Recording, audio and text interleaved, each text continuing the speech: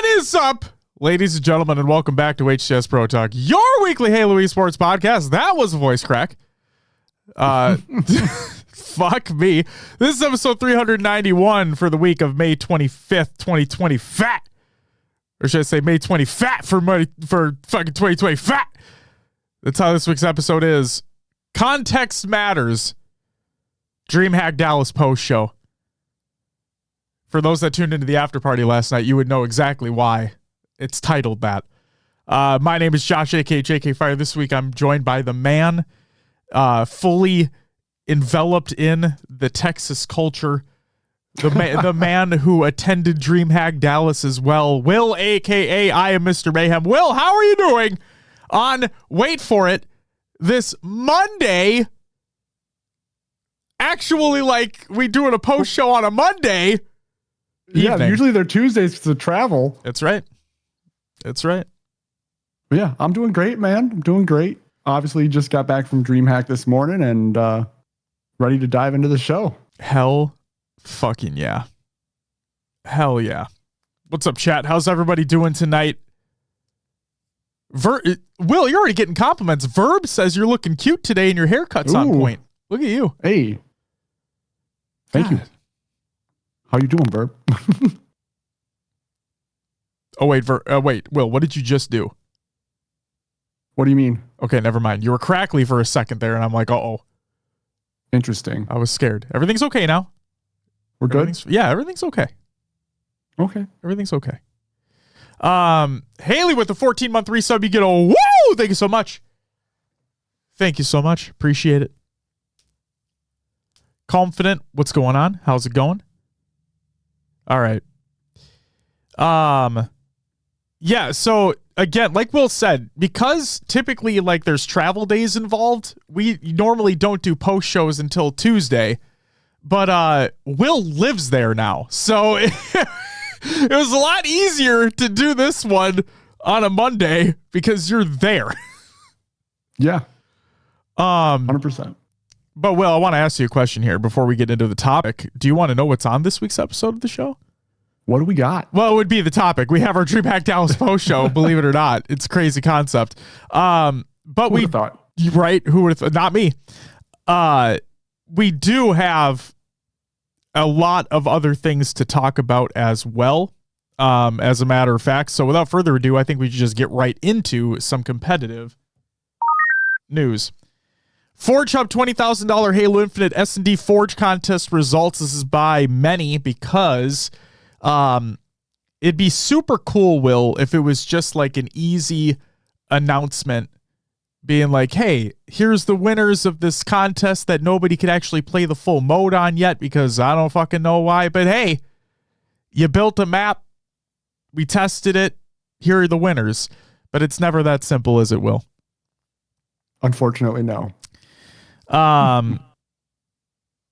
Let's just go through this here. In 10th place was Reclamation by Drunken Yardsman. In 9th was Ellipse by My Shot Isn't Sick. Great name. 8th was Believe by Josirkus. 7th was Fracture by Silencer. 6th was Crucible by Harry McLary. Great name. 5th was Abrasion by Extra Dot. 4th was Access Code by Unknown Emerald. 3rd was Mortar by Cat Ratatat. 2nd was Hollowed by Zaddy Hammer. Wow. And first went to Ashore by ADSR. Again, there was prize money for each of those placings. And from the outside looking in, that's great. That's awesome. But then, no. Total Legend put out a reply that said, out at top 25 in the Forge Hub S&D contest. Not sure how the judging is done when at least 2 judges haven't even opened the maps. Good luck to those still remaining. Some great maps in there, but the transparency in the process has been shocking. Only 1 of the 4 Forge Hub judges actually played the maps. The judging was almost solely done by Halo Studios. That is not how it was communicated. It was to be a joint process. From Archer Bloodshot, he replied and said all 9 judges have been actively participating in playtesting the entire catalog of entries. Since unreleased material is being involved for this contest, information about playtests is not available to the public and shouldn't undermine the outcome. And then Total Legend replied once more and said, all 46 maps got a minimum of 2 games for each and every judge. See it from my side, Arthur, whereby you put 200 plus hours into a map only to have it knocked out with no public or stream playtests and no feedback. Your match history shows walking the map, but no 4v4 games played. My map wasn't in that list or walked alongside those judges as well. Only a selection of the top 25 was. It's frustrating that it has to be like this instead of comms detailing why and how maps were eliminated. Maybe that'll come after, but it's left a sour taste.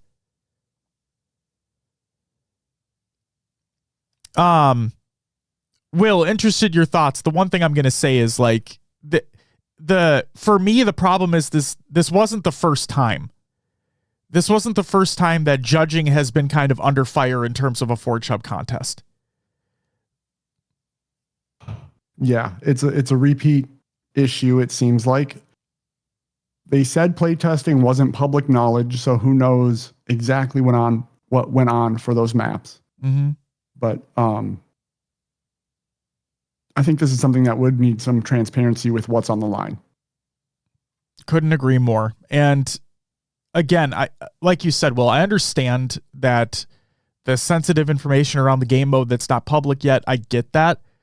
But at the same time, it's like when it clearly looks like, based off of what Legend was talking about, where it looks as though not everybody was playtesting it or not everybody was running games on it, and which means his wasn't the only one. That has to be a given at this point. Then even if the feedback wasn't public, I would at least want them all to be reached out to and been like, hey, this is why you weren't selected, or whatever it may be, just to give them that type of feedback and that type of closure surrounding it. But what are you going to do? Freezy, welcome back. Was watching a little bit of the fucking stream last night. Congratulations on the fucking on the parties that were happening. Will, saw you in a little video that was hopping over there too. Yeah. Shout out Jarrell for getting me in the edit. Hell yeah. All right. Next up, Hot Girl Summer 4v4 tournament has been announced. This is by Sin and Hydra Gaming. Ladies only, 4v4 randomized draft, June 7th, 2020, fat at 1 p.m. Eastern time, $500 plus prize pool, giveaways, and more. So, Hydra Gaming getting back in the mix a little bit too, which is great to see. Partnering with Sin, great to see. And get to see another ladies tournament, great to fucking see. Will. Yes. Next one here. Introducing the Mythic League. This is by Mythic Gaming. We're thrilled to announce the launch of our very own Mythic League, a project Hawkeye has been passionately developing over the past month. Get ready for 12 weeks of intense competition. 12 teams will battle it out for a significant cash prize pool, with 50% going to first place, 25% to second, and third place earning free entry into the next season. The remaining 25% will fuel future events, giveaways, and talent development. Signups are $40 USD per team. Each team can have 4 players and 3 subs. Matches will be held every Monday at 9:30 p.m. Eastern Standard Time. We'll be casting 1 match weekly, plus the semifinals and grand finals. For Season 1, only the Hero Division, Diamond 3 to Onyx 1600, is available as we fine-tune the experience. Our goal is to eventually expand to 4 divisions. Mythic, which is 1600 plus or open. Hero, which is Diamond 3 to Onyx 1600. Champion, which is Plat 3 to Diamond 3. And Elite is Bronze 1 to Plat 3. We aim to create competitive divisions for all skill levels. Season 1 kicks off on June 16th. You can sign up at the link included in the Google Doc of the show notes of the show, and their Discord is also included. Make sure to choose the player role.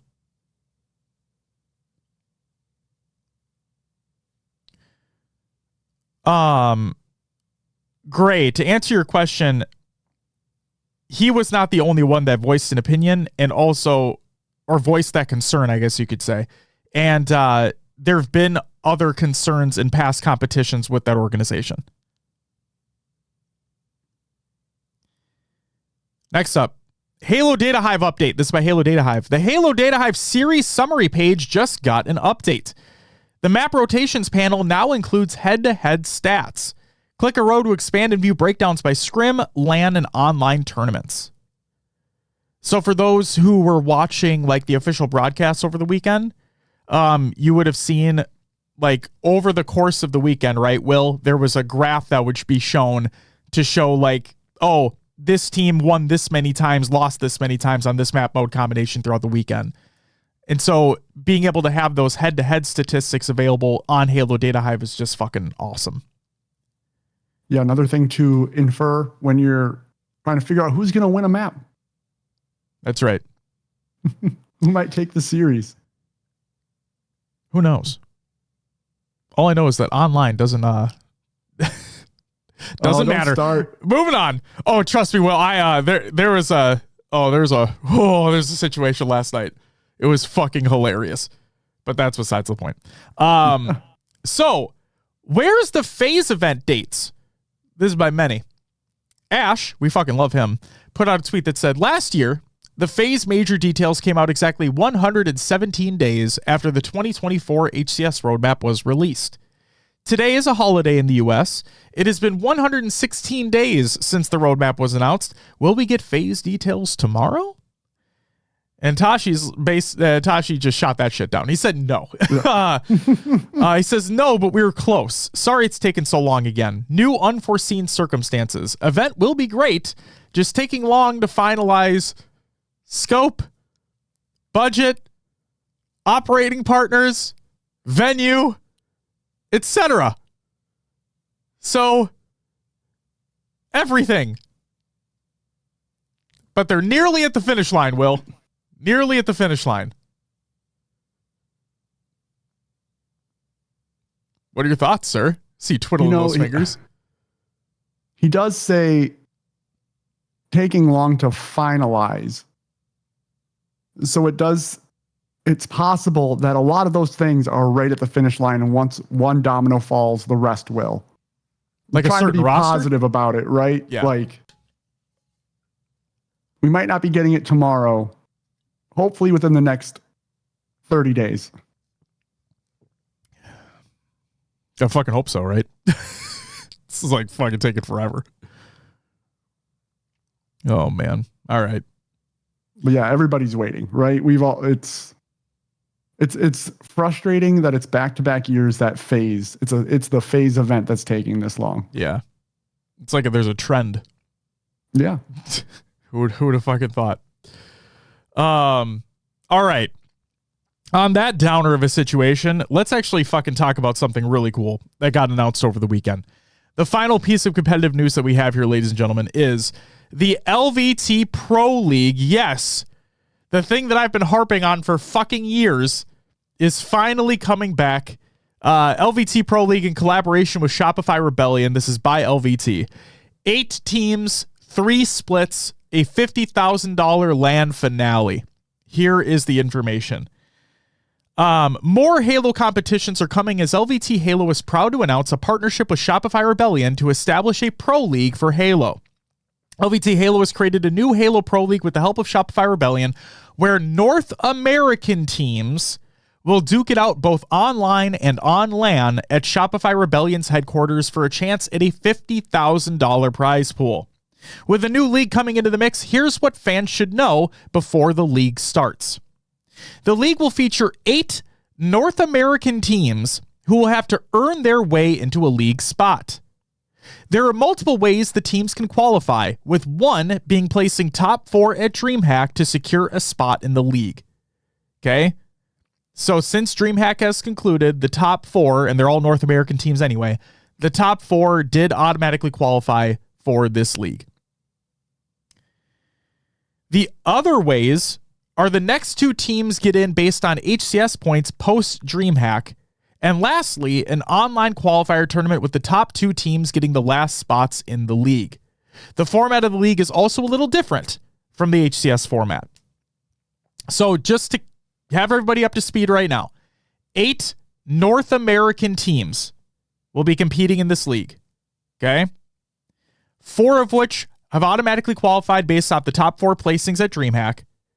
The next 2, Ash, I believe Ash provided a graphic earlier as well, where it should be Envy and SSG based off of points. Okay. So if that still remains true, then there's that. So the other 2 places will be based off of an online qualifier that'll happen at some point. Okay. The league will have 3 monthly splits that follow a round-robin format played on weekdays, meaning that every team plays every team once per split. To add to this, every match in the split is a best-of-7 series. With 3 splits and 8 teams in the league, every team will play 21 games before heading to the LAN finale at Shopify Rebellion headquarters on September 11th through the 14th. Okay? Teams will also have to follow certain rules to keep their slots in the league. For starters, all teams will still have the traditional 4-player starting roster, but they can have 2 substitutes. Said substitutes can only represent 1 league team at a time, though. Another rule is that teams cannot make roster changes during the splits and have to wait until after the split is over, meaning less roster shifts. Another key rule is that to keep their spot in the league, teams must retain 2 players from their initial roster, meaning roster moves have a lot more thought needed behind them. The league is slated to start on June 4th, but is subject to change. LVT's mission to create an entertaining experience in Halo continues with the Halo Pro League. This endeavor would not be possible without the support and partnership of Shopify Rebellion. Make sure to follow LVT and check out lvthalo.com for more information and updates on the new Halo Pro League and anything LVT Halo. And included in the Google Doc of the show notes of the show is the official rulebook as well. Okay. Verb asks, so only 2 teams play on a match day? It should be best of 5 so we can watch 3 or 4 matches in a day. So if I am not mistaken, and I know Tools was here a little earlier, I don't know if he's still hanging out. But if I'm not mistaken, it was said that matches are more than likely going to be taking place 3 days out of the week. 2 to 3 days out of the week. Okay? So it's not just 1 day of the week that they're going to be happening, if I'm not mistaken. Tools says 3 a day. 3 days a week, 3 matches a day. Perfect. Thank you, Tools, for that clarification.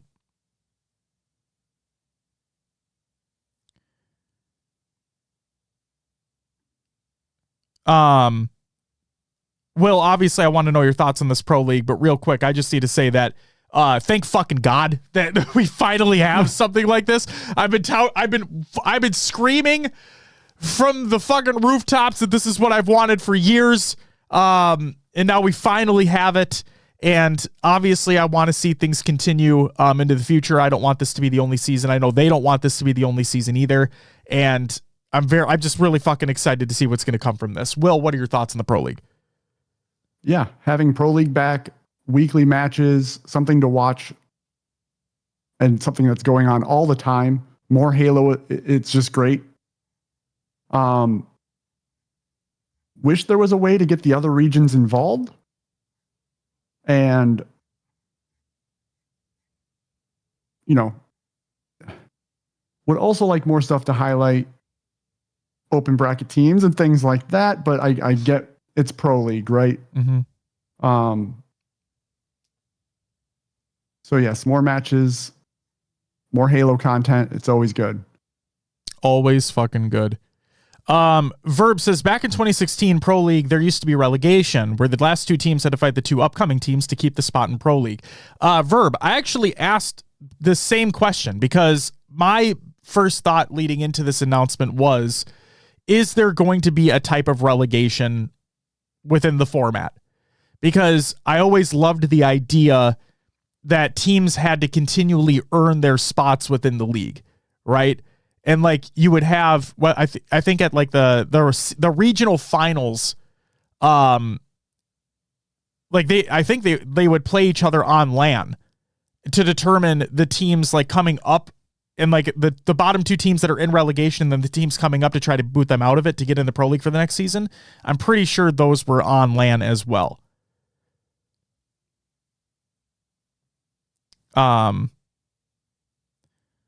But I did save, like during the after party stuff that we did over the course of the weekend, I did save some screenshots based off of the questions that I asked.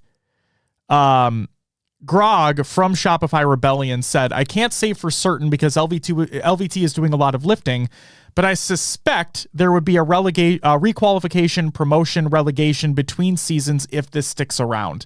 I know for sure we wouldn't lock 8 teams over seasons. Okay, so no real plan for relegation right now, but potentially for future seasons. Okay.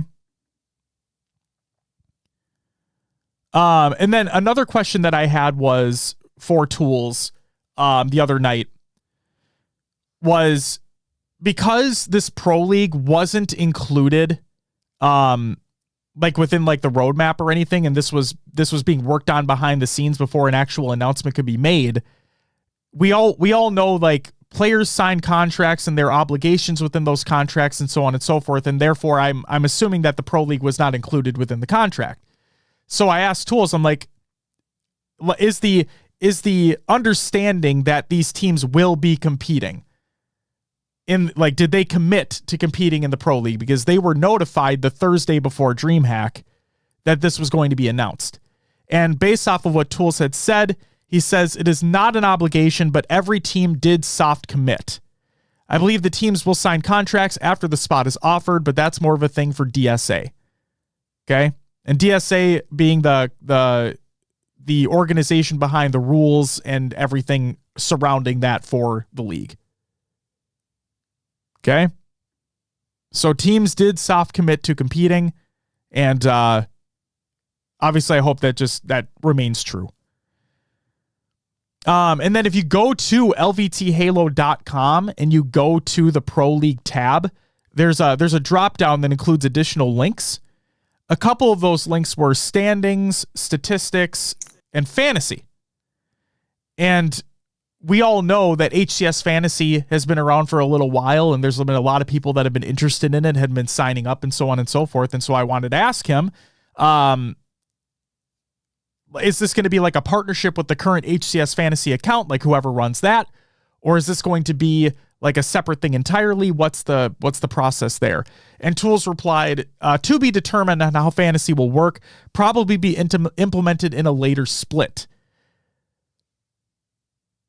So there's potentially being a plan for fantasy, but no concrete details at this time.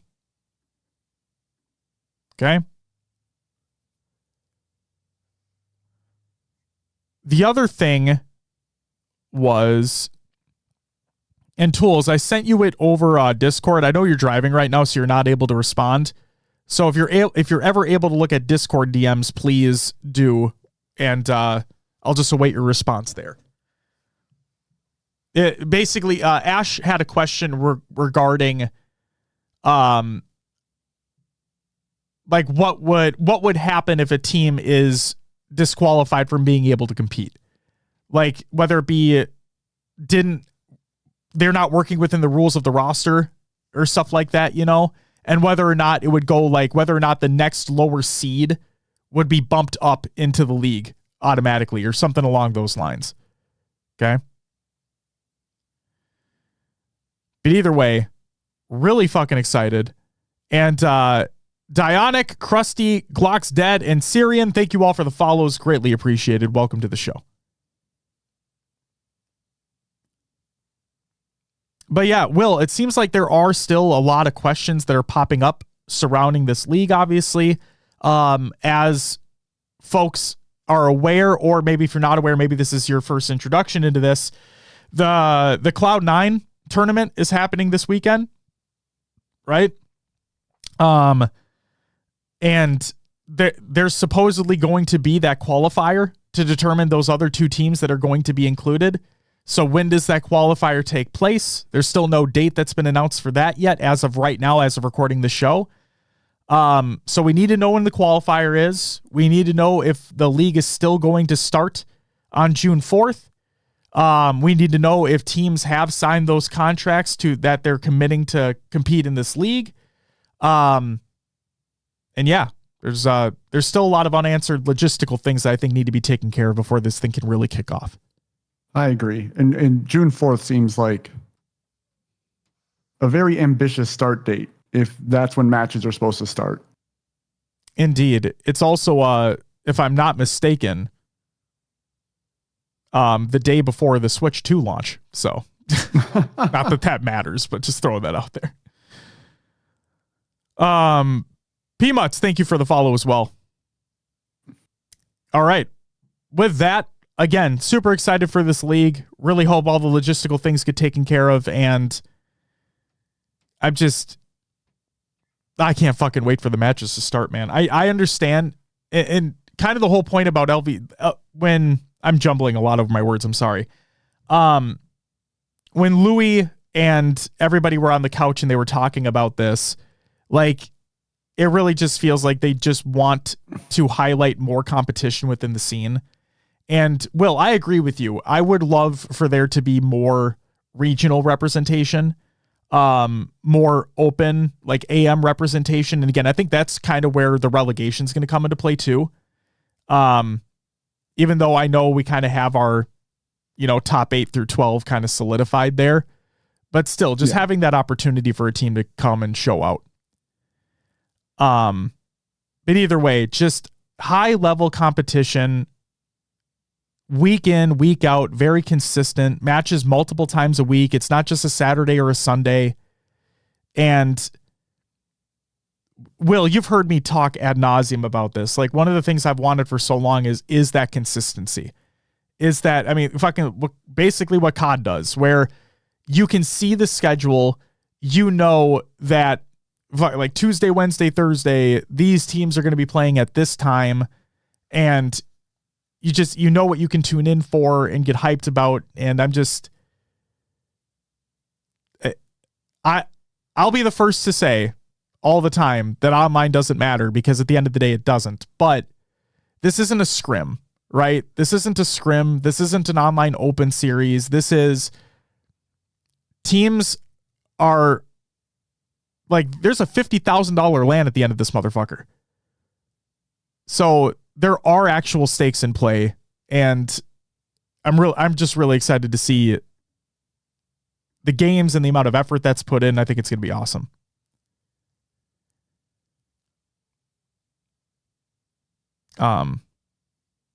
Will, do you have any other thoughts? No. I think you got it all. All right. Kylo, thank you for the follow. Welcome to the live show. When do matches start? So they're supposed to, it's either June 4th, but it's subject to change. June 4th, but subject to change. Also, Shurzy, Sin, Diode, PD, Topher, welcome back, everyone. Shurzy said it in chat. I'll tell it now. I finally was able to buy Shurzy a drink. It's been since Kansas City, year 1, that I've been trying to get this man a drink. It finally happened. How long did it take? At the bar? Yeah. No time at all. It was pretty open. You fucking lucked out. Goddamn. Yeah. Hell yeah.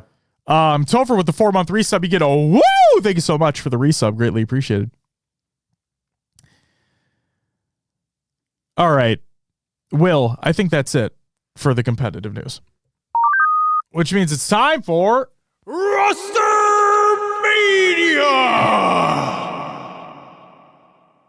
Oh, yeah. Rostermania already. Only one for the boys here. Sylvanek is stepping away, put out a tweet, and he states, "Not how I wanted my last event to turn out. Unfortunately, I will be stepping away from competing due to some exciting job opportunities and won't be available to play on weekends. Halo's been my life for the last 10 years, so I'm definitely going to miss it."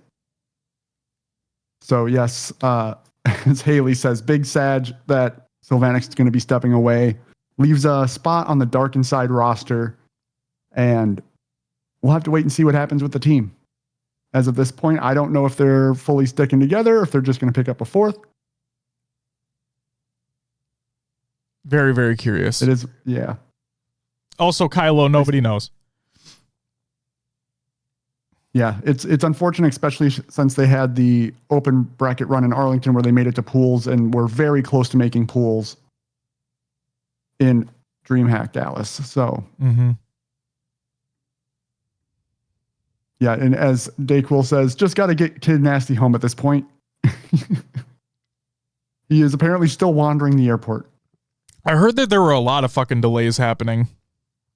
Yeah, delays. A lot of flights got grounded due to weather. Yeah. So hopefully everyone in that situation finds a safe way home. All right. Next up, I guess the next two here kind of go together. Native Gaming parted ways with APG. And if you didn't see, he signs with Optic Gaming as a content creator. So he's back with Optic, kind of writing on the wall with the watch parties and everything going on. There was last week, Hex popped up in his chat and subscribed to him. I'm like, oh, this is happening. This is, yep. Yeah. It was there. So APG back on Optic. Cool to see. Hopefully they do some great things over there together. Absolutely. And last but not least, if you didn't see him standing on main stage behind FaZe, they signed Royal One as a coach, and I think it did him wonders. I think he really stepped in and helped out that squad. They played very well this weekend. Excited to see where they go with more time. Absolutely. But yeah, that's it for Rostermania this week. Thank you, Will, for going through those. It's time for your upcoming tournaments of the week presented by noobcom.com. Check out noobcom.com for all your Halo esports needs. Tuesday, May 27th, the HRL Recreational FFA is taking place. On Wednesday, May 28th, the Halo Rec League Mixed Division is taking place. Or I should say continues. That's probably better. And then Thursday, May 29th, the Halo Rec League Pre-Made Division continues as well. On Saturday, May 31st, we have the Thunderdome 4v4 draft tournament. And then the Cloud9 Halo Infinite 5K Open Domination Tournament. And then Saturday, May 31st to Sunday, June 1st, we have the Foam Forge Delta Arena Halo Infinite 4v4. And that does it for the upcoming tournaments of the week presented by noobcom.com. Check out noobcom.com for all your Halo esports needs. And you know what? I forgot to do this. I'm just going to do that. And yeah, because there's no point in having that. That the show. For the audio listeners out there, I just removed the Scrim Tournament League recaps from the show notes because there was nothing, because our topic is Dallas post show. Speaking of which, Will, I think it's time for our topic. Oh, all right, let's get into it. First and foremost, let's go through some results of some side tournaments that were taking place here. Will, do you want to go through the results here of the FFA? Yeah. Well, in 8th place was Net Roxon. 7th went to Collective. 6th, P7K. 5th was Atticus. 4th, Suspector. 3rd, Maddie. 2nd, Kid Nasty. Again, of Dark Inside. And 1st went to Command Station, taking home $2,000. And yeah, congrats to Command Station for winning the FFA and becoming the first women ever to win an official HCS FFA tournament on LAN. Making literal history. Yes, making history. Huge win. It's incredible. Just fucking amazing. Absolutely fucking amazing. She's been working she's been working towards that for literal years. And like, she's gone through the ringer so many times, like high placings, not so high placings, and she just kept her head fucking down. And she just knew that, like, she keeps putting that fucking work in and she's going to get it done. And then sure enough, just fucking gets the job done here at DreamHack. And the best part about this win is, like, yes, the history being made is incredible, right? But, like, just Allie as a person, this won't be enough, right? Like she'll just want to keep going for more and more. And I love that. And I just hope that continues. And I would love to see, like, I would love for this to just be a stepping stone. And I would love to see her with the big fucking check at Worlds for that finale. Right? Like, it'd be incredible. And with her skill, she could absolutely do that. All right. He's also shouting out Maddie and Atticus, Passion United. Absolutely. Be united. Will, next up, we got some side tournaments here. Yes, we had the 1v1 showdown. In third, fourth, we had, again, Command Station and Nathan For You. Second went to Chills ACM, and first was EJ 006. The Halo 3 2v2 second place went to Janitors BR and PM, and first went to Invinciblix and Bob. Halo 5 2v2. Second went to Article and Command Station. First went to Scion and Sentry. In the Infinite 2v2, second went to Uzi and Zuzi. I still need to figure out how to exactly say that. And first went to Acid and Drift. If you go watch if you go watch that LVT, I've seen it. Yeah. I heard it. I forgot it. I'll rewatch. Halo 3 4v4. Second went to Bandemonium, Janitors BR. I need to zoom in even more. Can you see the last two on that, Josh? I think it's Rodart and Xmond. Thank you. No problem. The Google Doc is zooming in, but the graphic isn't. Oh, I love that. Fucking Google, dude. If you want to take the Halo 3 first place. Sure. First place went to Arnie, Hunter JJX, Stormy, and Trap Admiral. Perfect. Thank you. Anything for you. All right. But yeah, we had besides side tournaments, you had some open bracket storylines you wanted to go over. Yeah, just briefly here. SWAT Latam got DQ'd from not being able to attend the event. So the bracket had already been completed, but they did not make it. So they got DQ'd. And Haley, I'm sorry, but Ether and Dark Inside being eliminated from pool play contention. They were two that I honestly thought were going to make it through. Clearly that did not happen. And then BH3 from EU, Alpha from LATAM, Mind Freak. I should just fucking play the sound, shouldn't I? Are you ready? From Australia, New Zealand, and Unreal Nightmare from North America qualified for pools. So that's just what I had there, Will. Perfect. Moving on to some pool play series here. There were a few that I wanted to highlight because two of the pools went, I think, exactly how everybody kind of expected them to go down. Shopify and Phases pool specifically. But that Optic Gaming pool, they just, pool play on a Friday.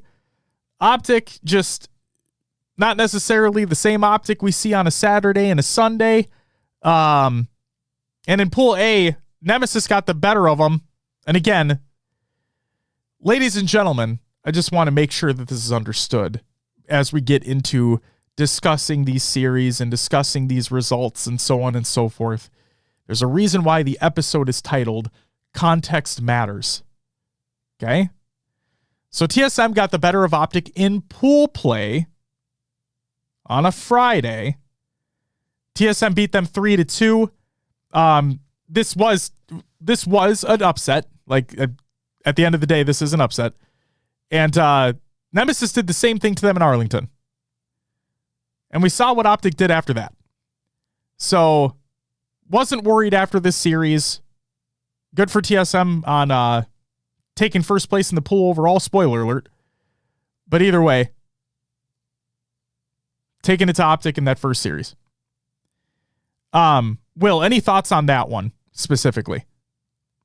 It's making me wonder what's going on with Optic on Friday. Are they just like, I don't know. I don't want to say they're like sitting back too much or feeling too comfortable, but This is twice in a row they haven't won their pool. With being the event winner of Arlington, you think they'd come out hot and just take it. So definitely shocked to see TSM. I remember the crowd was hyped for that Optic Chance, TSM chance going on. And yeah, TSM took the series and did not expect that at all. Hyken, thank you for the follow. Welcome to the live show.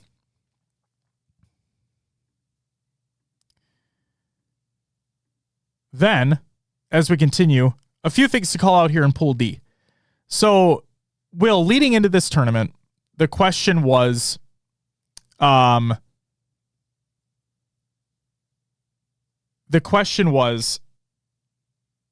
SSG going to look like for this event? Is this going to be the one where we, hopium kicks in, and are we actually going to see something click? Like, are we going to see a space station that we expect with the players on the team? Is it going to be more of the same? What are we going to get? And Envy took them to task in pool play. They beat SSG 3-1.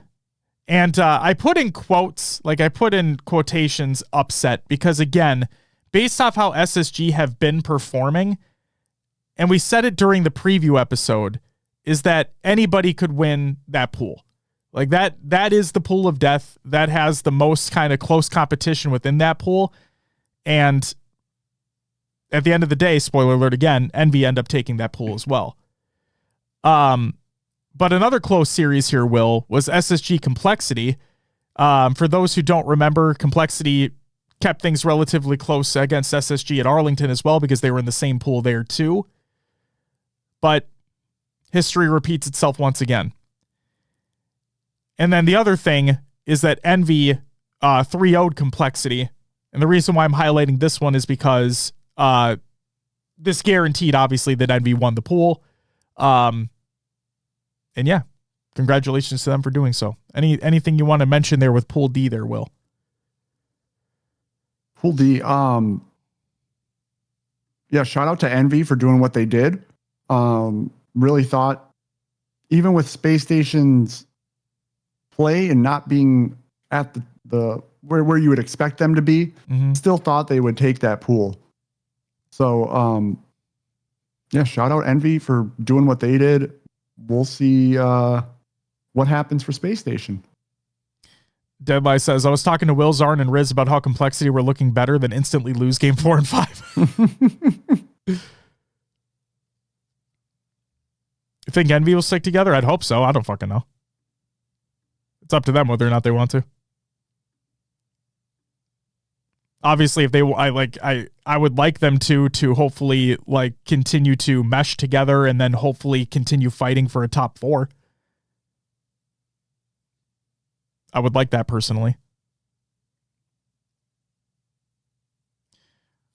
But Will, shall we do some pool play results here? Yeah, you want me to run through them or back and forth? I will leave it up to you. Let's do. We'll do back and forth. You can start with Pool A. All right. In Pool A, being eliminated was BH3 Esports going 0-3. In third was Gen G going 1-2. Optic in second going 2-1, and TSM taking the pool going 3-0. Katana, thank you so much for the follow. Welcome to the live show. In Pool B, we had Mind Freak. Actually, hold on. Mind Freak taking fourth in the pool, getting eliminated from the tournament. Omit going third, Nemesis taking second, and Rebellion taking first. In Pool C, we had, I'm just calling them Unreal going 0-3. Zero Tenacity taking third, going 1-2. Cloud9 in second, going 2-1, and FaZe Clan taking it, going 3-0. And then finally, in Pool D, in last place was Alpha. They get eliminated from the tournament. Then we have Complexity taking third, Space Station taking second, and Envy taking first. Which means, yes, all 4 of the open bracket teams did not make it past pool play, I should say. And unfortunate, but with the teams, I mean, whatever. What are you going to do? It just sucks. Jay Blaze said, new to watching the show. Love what you do. Thank you so much, Blaze. Appreciate you. Thank you for being here. Thank you.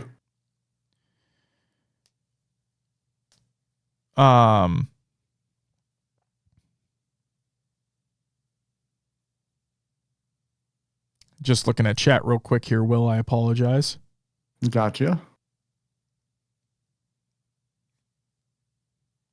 All right.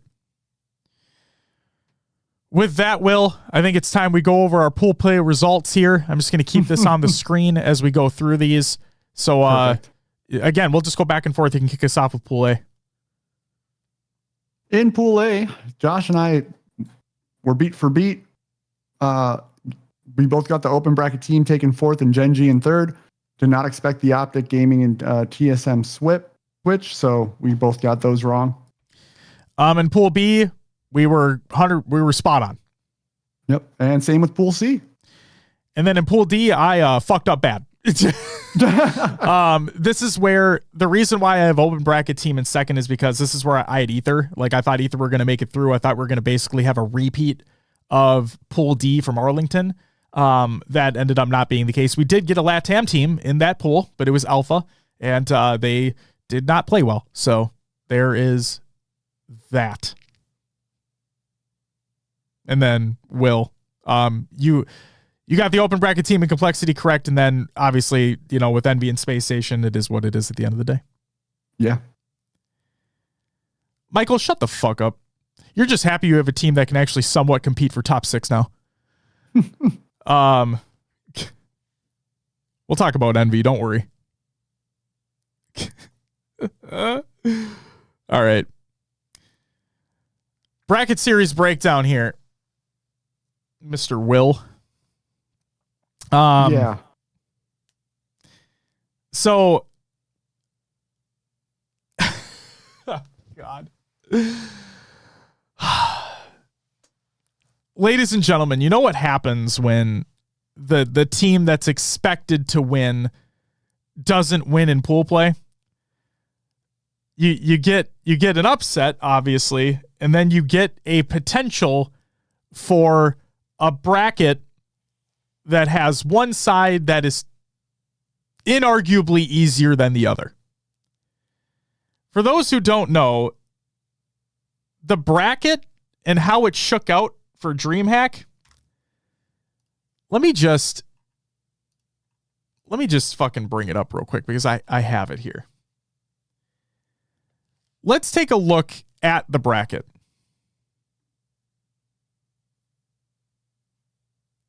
And this is what happened on the winner's side.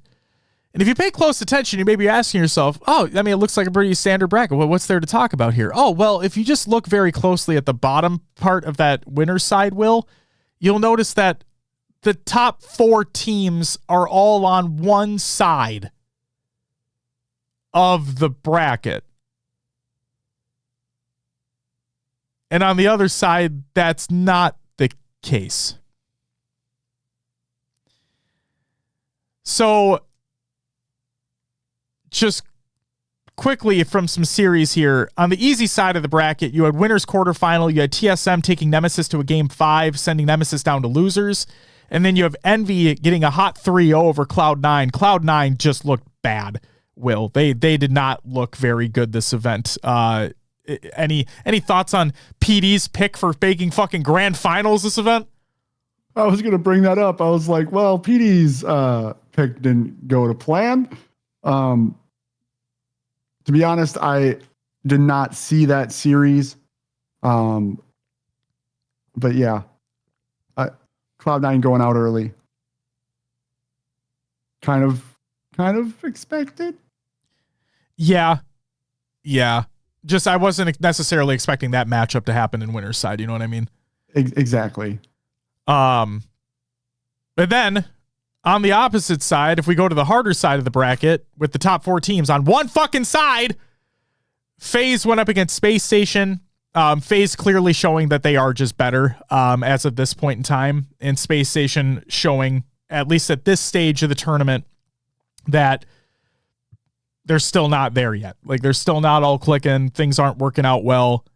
FaZe take advantage. FaZe get the win. FaZe move on. Space Station gets sent to losers round 1. Then we had Shopify Rebellion going up against Optic Gaming. And this is a big one, Will. This is a big one. Again, I don't think anybody expected this matchup to happen in winners round 1. This is more so like a winners final kind of matchup going on here. Or depending upon bracket, could be a winners semifinal matchup, but I don't think anybody expected this winners round 1. And Rebellion, winning a Slayer, Will. Winning Finally. Yes, winning the Slayers when they needed to win them. Let's see if that trend continues, though. Especially against that same team. But either way, Shopify send Optic again for the second event in the row down to losers round 1. Where, for those who may have forgotten, made the run at Arlington. Where they went from losers round 1 to get the bracket reset and win against Shopify in the grand finals of Arlington. Moving back up to the upper side of the winners bracket here, TSM went up against Envy. Okay. Context matters. I want people to pay very close attention to this series. The reason why is because TSM now has their core group of 4 guys who had been competing together for years. Obviously, they had a split in between. Then they all come back for TSM at this point in time. Okay? For those who don't remember, that core group of 4, they were consistently a top 6 team. They were consistently a top 6 team.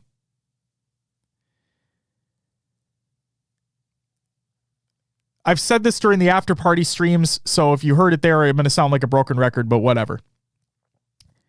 They were clinging on to that third place finish at Worlds 22, Will. They, in post-series interviews, it was consistently brought up. Like, it's a series that they obviously look back, like, it's a tournament they look back fondly to, and they took third at that World Championship, but they'd been top 6 ever since then. And I'm telling you, they got third place at Worlds 22 because the bracket favored them. And yes, I'm going to say the same exact thing about this event where the bracket favored them and they got third place here as well. Because when they played the teams that were a weight class above them, they got obliterated. They take an Envy to a game 5 because Envy is a top 6 team. But when they went up against FaZe and they went up against Optic, that FaZe series wasn't even close. And then there were glimpses, like Space Station, there were glimpses against Optic and losers, but it didn't pan out as well either. Okay? So if people want to hate me for that take, I understand, but I know what I'm seeing. Do I think that now here's my question, Will, and we can talk about like during the storyline section as well, but you know what? Fuck that. I will save that for later. I'm going to go through the rest of the bracket here. Okay. So TSM beat Envy in a game 5. Good for them. They get to the winners final against a FaZe clan that is waiting for them because, yes, believe it or not, FaZe went up against Rebellion in the winners semifinals, and it was actually FaZe coming out on top in that game 5. They made a fucking beautiful collapse onto Last Shot, who was alone, stranded, top A on streets. And Royal One was on the couch. Royal One was on the couch with the talent, and they were talking about that series after the fact, obviously. And I think it was Lottie that was asking about that play at the end of that game 5. And Royal One was just like, yeah, they they made the play call. They were committed. They knew he was going to be out there, and they just went for it, and they all hard committed to it. And I'm like, it was literally perfectly executed. Didn't even give the members of Shopify an opportunity to fight. Like, it was just a full push towards back A. Last shot's just stranded. He had a shroud screen chilling, but that's all the help he could get. And at the end of the day, FaZe win that series. An incredible last play in that game 5, and they go to the winners final. Will, before we continue, your thoughts so far with this upper side of this bracket? Man, I get what you're saying about the bracket, our harder side, easy side. To that, I say, man, if you're a top 4 team, win your damn pool. Like, just do the work you're supposed to do, right? Yep. If you're a top 4 team, you should be winning your pool. Agreed. The TSM win over NV2 was tough because, like, that last Slayer, time is running out, and they just run and hide in PD. Oh my God, like, that play. Like, oh my God. They're just running. Come on. Hey, like it worked though. It worked though. It worked. 2 players got stuck in PD, but one of the nades just didn't blow up in time to tie the game. Yep. That was frustrating. That was frustrating for me. Sitting in the stand. I was literally standing in the stands like, they're just running. Anyway. Oh my God. Yeah, having what was determined to be the top 4 teams all on the lower side of the winner's bracket, all those early matches happening.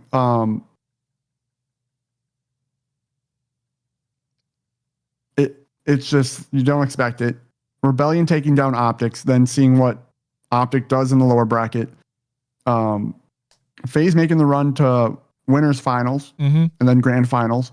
I do think Royal One's a buff for them. You could almost put them in for potentially competing with Shopify and Optic now moving forward. I think competing with Shopify, yes. Competing with Optic, not yet. I think with time, with the break we have, I think something can happen. I like that idea. I do like that idea. Kyle asks, I'm sorry. Go ahead, Will. Go right ahead. The bracket just didn't pan out the way we all thought it was going to. We got some crazy matches. And I know we're going to run through lowers here in a second, so I'll save more thoughts for there. Perfect. So yes, in winners final, FaZe just literally obliterated TSM. It wasn't even a competition. Moving on to the losers side of the bracket. Will, we had this one correct. Nemesis for Z10 in losers round 1. Turns out boot camping didn't mean jack shit. Nemesis eliminate Z10 from the tournament in a 3-0 fashion. Z10 take top 12. Then moving on, Cloud9 against Gen G. Again, Ryan pulling something out of his ass again, ladies and gentlemen. They beat Cloud9 3-2, sending Cloud9 home with a top 12 finish. Hey, PD, how you doing, buddy? Then we had Space Station going up against Omit. Space Station just proving they're the better team. Space Station eliminate Omit from the tournament with a top 12 placing. And then finally, Optic Gaming going up against Complexity, starting their losers bracket run here. Complexity are eliminated with a 3-0. Complexity top 12 finish as well. Again, I know that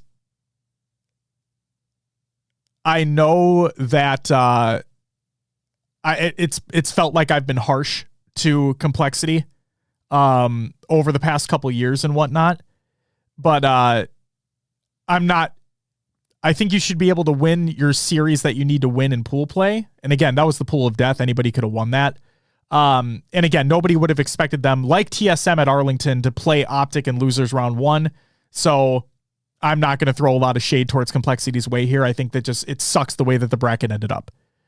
So yeah, it's really unfortunate. I've said it before and I'll say it again. I love and respect what Tyler is doing, competing for his brother. And just want to see that team do better and just want to see them, like get a fucking series win when it kind of matters. Maybe get that confidence back up a little bit, and we'll have to wait and see. Moving on though, losers round 2, Nemesis eliminate Gen G from the tournament in a game 5. Gen G take top 8. Nemesis continue on. And then the match for top 8 that, again, nobody saw coming. Optic Gaming going against Space Station.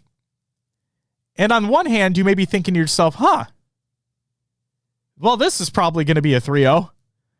Because, duh, based off how things have been going. But no. Ladies and gentlemen, this was the best we've seen Space Station all year up to this point. They take Optic Gaming to a game 5. And regardless of the reset that happens in that Slayer, at the end of the day, Optic are able to regain. Optic are able to get advantage on the map. Renegade's able to get camo and shock. Renegade's able to watch all 4 players' will of Space Station flood from Flowers into Plaza. And Renegade's just sitting there, just waiting.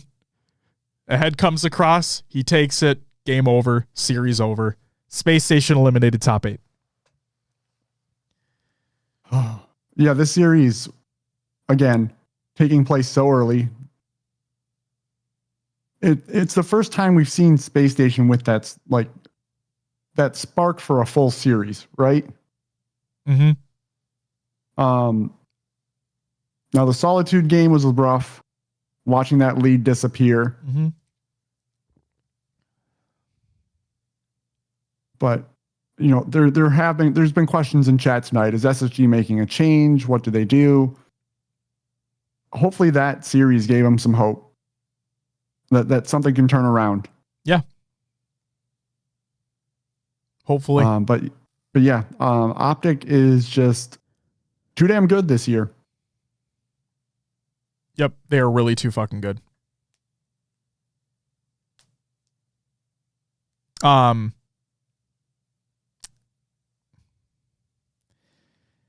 was pleasantly surprised, Will. Even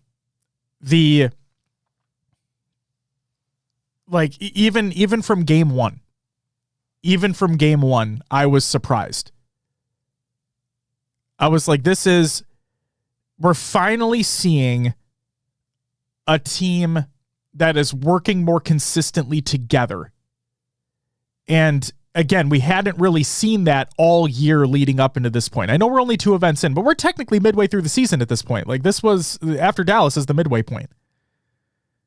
So yeah, we're finally seeing a little bit of that. And then that Strongholds game happens.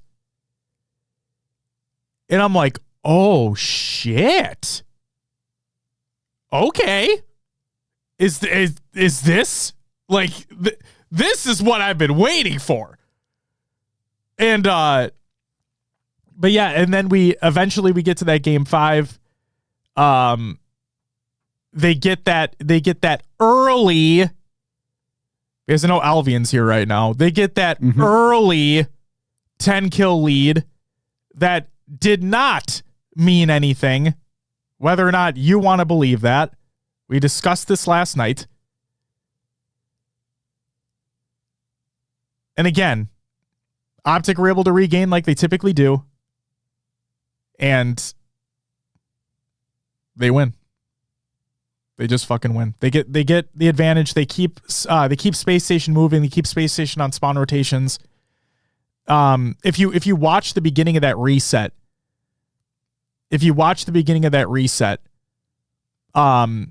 you see that no team's going for camo. Like, because they understand, like both teams kind of understand that can be a game decider. And if you are not in proper positions to play for it and you're not able to get it convincingly, that can be a game changer. And Optic did just that. They were able to get SSG off spawns. They were able to continue to have presence in the middle of the map. Renegade was able to get Camo basically scot-free and Shock. And at that point, they were 1 or 2 kills away from sealing the game anyway. And the fact that he had it was fresh Camo with Shock ammo ready to go, is a done deal. It was a done deal. All of Space Station were hunkered back in Cafe. Not really much you can do, especially when you're only 1 kill away from losing. Like, they tried working together, they tried flooding together, but when Renegade's just standing outside Flowers with a shock rifle and Camo waiting, knowing that's where you're going to have to go, player gets a head ripped off and the game's over. What Optic were so easily able to do in that game was get 4 dead and put pressure on the spawners instantly. Yep. They were getting very fast, clean 4 dead. SSG was basically in the cycle for the whole match. Absolutely. And that is why I don't look at the 10 kill lead as being significant whatsoever. Considering where it was, considering the time of where it was in the game, and also considering the analogy that I made, Will, was like, you look at an NBA game right now and you look at the NBA landscape, and like a 10 point lead in the NBA doesn't mean shit because of the 3-pointer, right? You get a couple 3-pointers, the lead's diminished at that point. So a 10 kill lead earlier on in a Slayer game is also insignificant in the point that 1 power weapon, 1 power up, 1 round of slays, not even a round of slays. I said it before. You get 2 dead and you're able to consistently cycle players through and keep them off and keep them on staggered spawns the whole time and keep them rotating. That lead's gone. And when you have a team of the caliber of Optic who has the expectation and the talent and the the understanding that they can win every event this year, when you're going up against a team like that, of that caliber, a 10 kill lead in that point in the game doesn't mean anything. It doesn't mean anything. Space Station were not the better team. Plain and simple. But the thing that I take away from that series was not a blown lead, was not a shoulda, coulda, woulda. The thing that I take away from that series is like, that was the Space Station I've been waiting for. I don't care about, like, regardless of loss, that was the Space Station that I've been waiting for, Will, all fucking year. Me too, man. Me too. And we finally putting up a fight. And we finally got it. And we're going to talk about it in the storylines portion. And so, like, I'm going to ask this, like, retroactively, but we'll talk about it later. But is it too little, too late? And we'll discuss later. Okay. In Elam quarters, losers quarters, by the way, Shopify Rebellion went up against Nemesis, 3-0 going by way of Rebellion. Nemesis are knocked out of the tournament with a top 6 placing. Then we have Optic Gaming going up against Envy. Envy are able to take a map off of Optic. Again, this was a series where I like a Space Station, right? I saw some glimpses of, Envy's kind of in their bag right now. Like, they're feeling fucking hot. Yaxon's going off. Precision's going off. Piggy's being a little fucking rat hiding around corners. Like, it's for the fucking vibe, you know? But Optic are just the better team. So Optic eliminate Envy with a top 6 finish. Optic move forward 3-1. In losers semifinals, we have the rematch of winners round 1. We have the rematch of grand finals at Arlington. We have, when the rubber meets the motherfucking road, Optic Gaming going up against Shopify Rebellion. This is going to be a fucking banger of a series. This is going to go to a game 5. It's going to come down to a 48-49, 49-49 Slayer game 5, and Optic 3-0 them.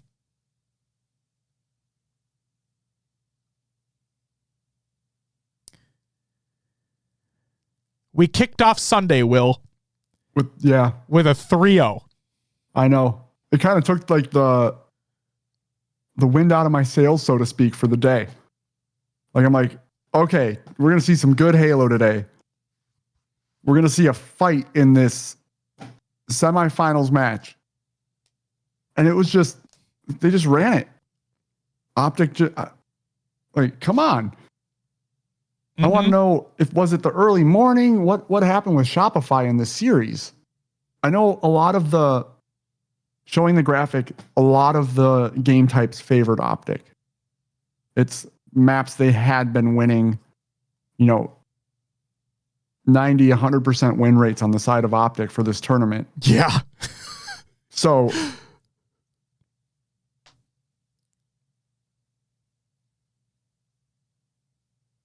I mean, Albion, they outslayed Optic on map 1, but they didn't win it. Albion keeps digging himself into a bigger fucking hole, dude. It's crazy. For the record, Will, he was the one that was trying to convince everyone that scrims fucking mattered, by the way. Holy moly. Who the fuck cares, man? Stats don't mean everything. Did they win the game or not, Albion? Come on, bro. Come on. Holy moly. So they eliminate him 3-0. Was definitely expecting more of a fight out of Shopify, especially considering the matchups that we've seen both of those teams have earlier on this tournament and at the end of Arlington as well.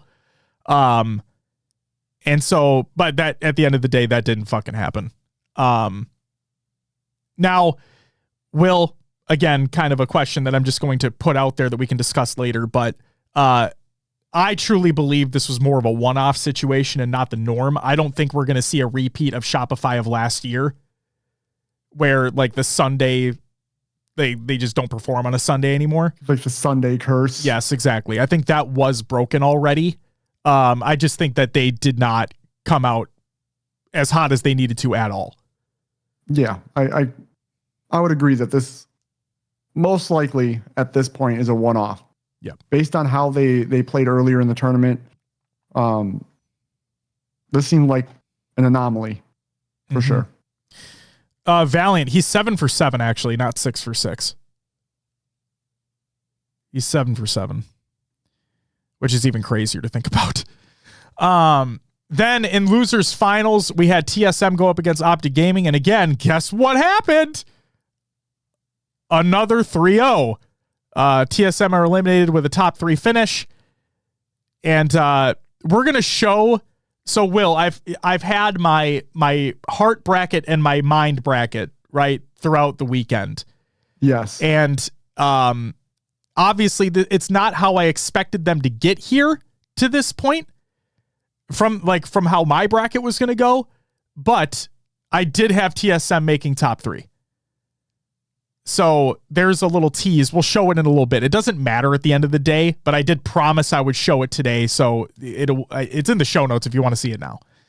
But yeah, Optic just took TSM to task. Like Optic are literally just the better fucking team. They're the best team in the world. And sorry, TSM, but this is going to sound rude, but you didn't stand a fucking chance. So TSM eliminated top 3. Optic Gaming move on to face none other than FaZe in the grand finals, Will.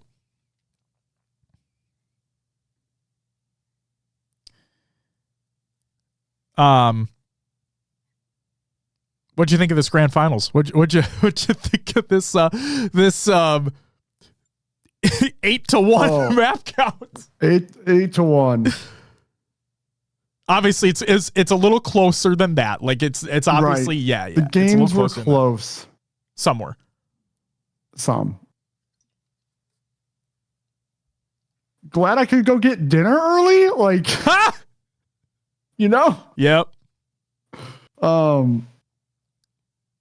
Man. No, it's like you want a team to put up a big fight against Optic, and just no one was able to do it. Except for the Shopify in round 1.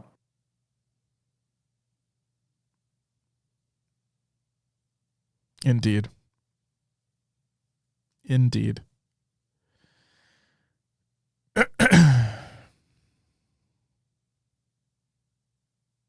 Your thoughts, sir? My thoughts are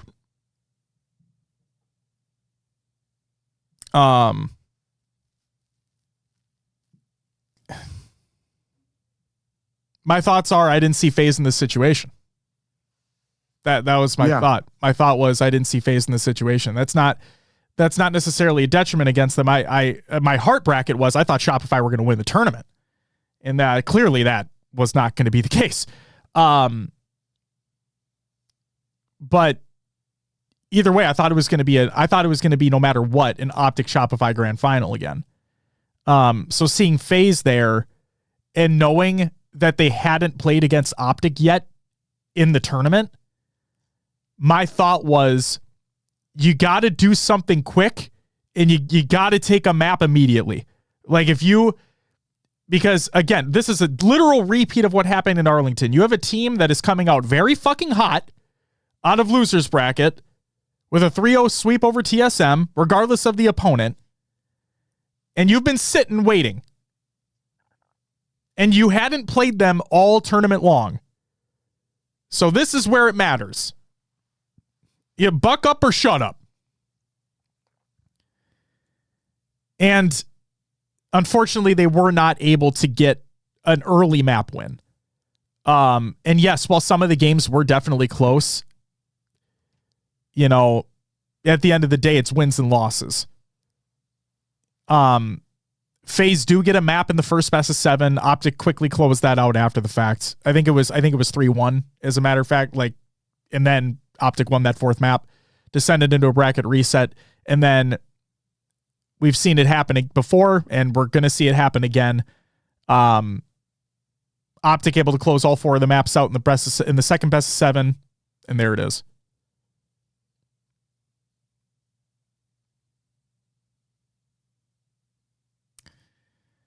So, with that, ladies and gentlemen, I have to switch a screen real quick.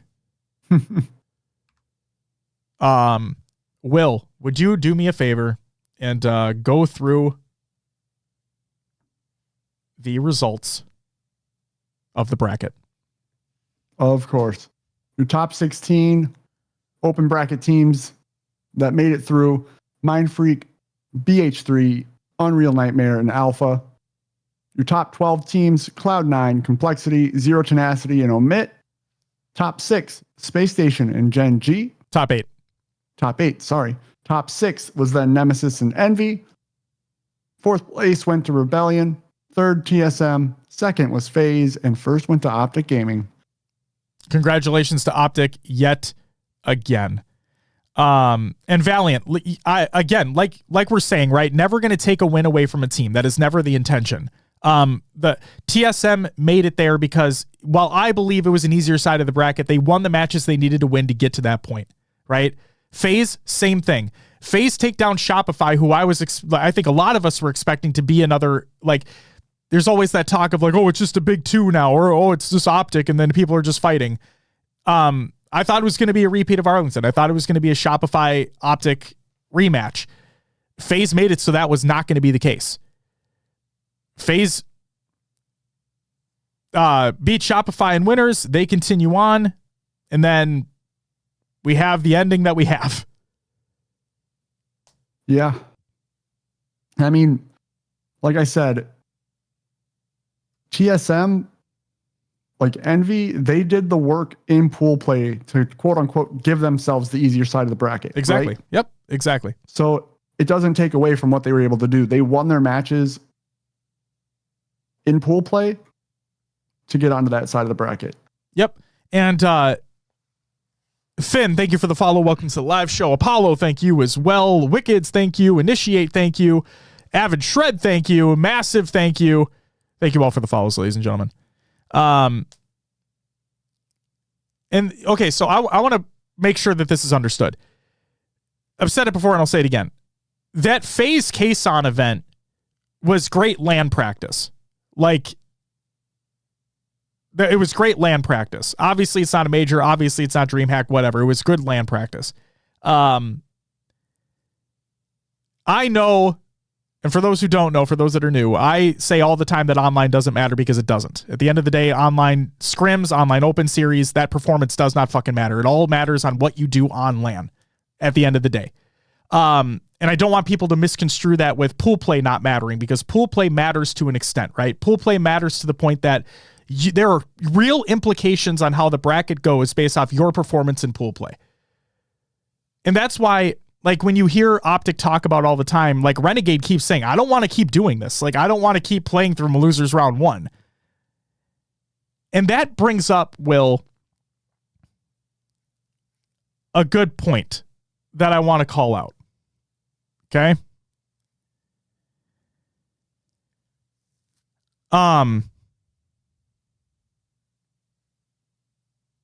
Will, I want to ask you a question. Okay. So Optic go back to back in literally the most difficult way possible, starting from losers round one at both Arlington and Dallas and winning both. Okay. Do you think anybody can beat Optic when they're this dominant coming out of losers?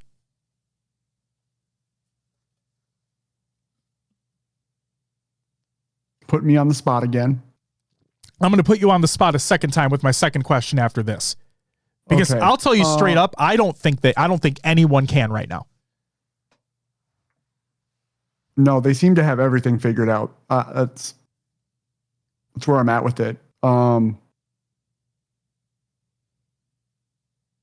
The thing I think about is just like they are dominant, but maybe someone's having a really off day, right? Mm-hmm. Maybe team member's sick. Maybe then. But it seems like it's going to have to be something out there for them to lose, because they're playing so well. It's kind of insane. Never fathomed it would all. It's back-to-back years. SSG dominance, now Optic dominance. Alvian, you have no idea if they will have an off tournament. You can say they will, but you have no idea if they will. And the other thing that I want to point out, so Will, here's my secondary question. And we talked about this just last night, okay? The team, so Optics come from losers round one both times. They've had momentum on their side both times. The team from the winner's side has that best of 7 advantage. But clearly it has shown that it didn't fucking matter both times. So let's go the flip side, Will. Do you think anyone can beat Optic if Optic are the ones that come from winners and have the best of 7 advantage? At this point, no. I am right there with you.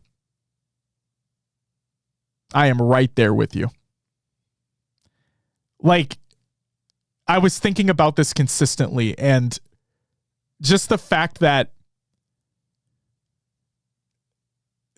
the closest we got was Shopify at Arlington, but like we saw what happened in both of the first best of 7s when Optic came from losers. Like, if Optic are just able to chill, I don't care what team is coming from losers. I don't think they have the momentum needed to take Optic to 2 best of 7s.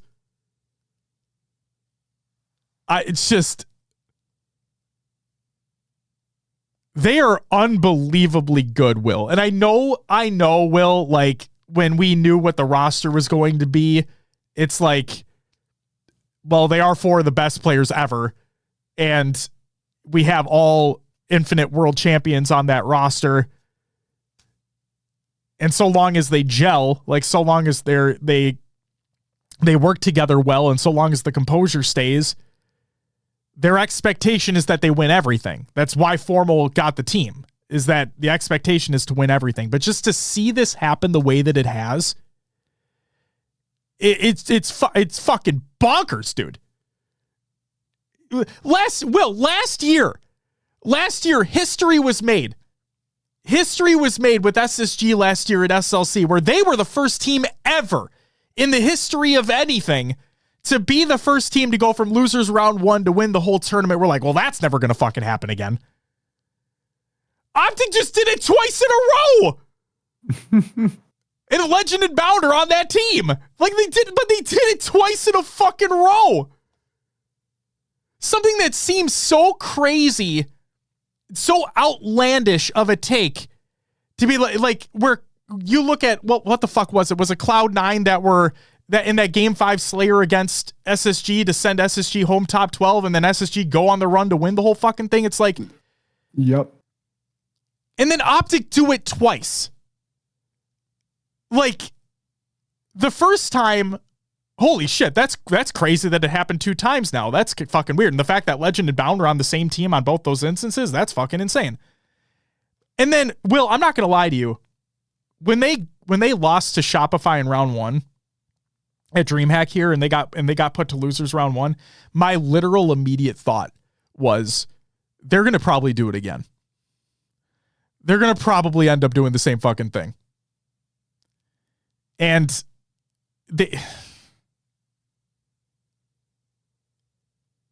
holy shit, man. I don't know how, I don't know, man.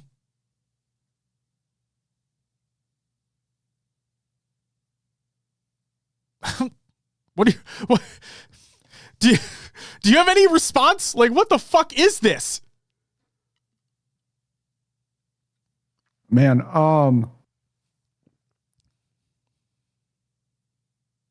no, I guess not. Like Bound and Legend, I think, are probably the best duo in the game right now. And it's allowing Renegade and Formal to have the success they're having as well. It's kind of insane. It is kind of insane what's happening. Mm-hmm.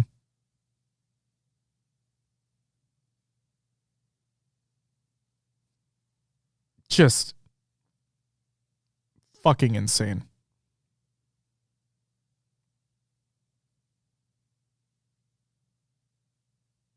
Merck says Renegade has had to play pretty lights out on both majors on Saturday. If you can get Optic on a Saturday and Renegade has an off Saturday, then maybe. But that's the crazy thing, right, Merck, is that we're speaking in such insane hypotheticals. Like, I forgot who it was. Merck, it may have been you, but somebody said, like, the other night in the chat that one player has to have the worst tournament of their lives, and then maybe they'll lose. Like, that's how good that fucking team is. Is that you have to have one of your players have one of the worst tournaments of their life, and then there's a possibility that they'll lose. Like, oh my fucking God.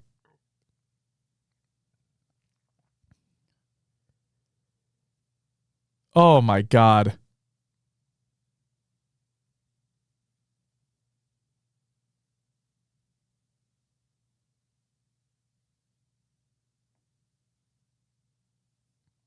Alvin, you are faded, my guy. You are absolutely faded. Again, you said that scrims matter, so I'm sorry, your opinion's kind of out the door, bud. Black Heisenberg, thank you for the follow.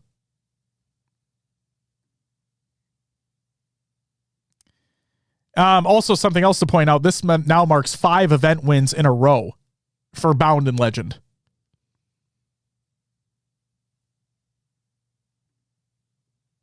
One, two, three, four. Fat. Event number what, Josh? Fat. Oh my God. Okay. I started with Optic, but so I want to go down the line before we get into the overall thoughts, and then we get to your experience of being there and all the fun stuff that you got to do there. So again, moving down the line here. In second place was FaZe, right? And one of the things I wanted to point out here was a tweet from Royal One, as a matter of fact. And he says, won't be out tonight for the after party, and had 2 things I wanted to say on here as I reflect on this event. 1, after getting looked over by teams during the off season and not being at the first event, I felt like I had to reprove myself this event. I hope I did that with some conviction. And then thank you to everyone for the kind words of support throughout the weekend, both in person and online. Just know I hear and see it all and appreciate it deeply. Will, obviously, those players are incredible, right? And I'm I know that some of the discussion during the offseason was this team kind of felt like the leftovers, right? With Trippy and Penguin formerly coming off of Optic, Falcated and Boo Boo splitting up, Suppressed coming from Shopify. Like, we're thinking that it felt during the offseason that, oh, this is the leftovers group. Like, let's see what they're able to do, right? And they have proved time and time again that they're a team that is going to be, that has fought and is going to be fighting for grand finals appearances this year. And Will, like you said earlier when we talked about it during Rostermania, I think Royal One is going to be a pivotal factor in that. I forgot who said it. Somebody over the course of the weekend said it or asked the question, and I'm paraphrasing here, so please, I apologize if I get this incorrect. But it was something along the lines of, who has had the most impact, do you believe, like as a coach on a team this year so far? And obviously my first answer was Lunchbox. I think that's kind of a given, right? With what he adds to the comms, what he allows the team to do. But I would put in second place there, I would put Royal One. What he brings to the team, he is one of, if not the most decorated coach in the scene. And when we saw the announcement, right, when you and I were talking privately, it's like, well, he has to be going to FaZe, right? He has to. And then knowing that that's what happened and just seeing them fucking, obviously they didn't win it, but they did thrive in a way. And they are remarkable players, and just seeing Royal One on that roster, it's just like, man, this feels so fucking good. That's what I'll say. Will, what are your thoughts on FaZe? Yeah, glad Royal One's getting the chance again. I think he will improve the team. I loved that he had to go fist bump R2 after the win, sending Shopify down. Yep.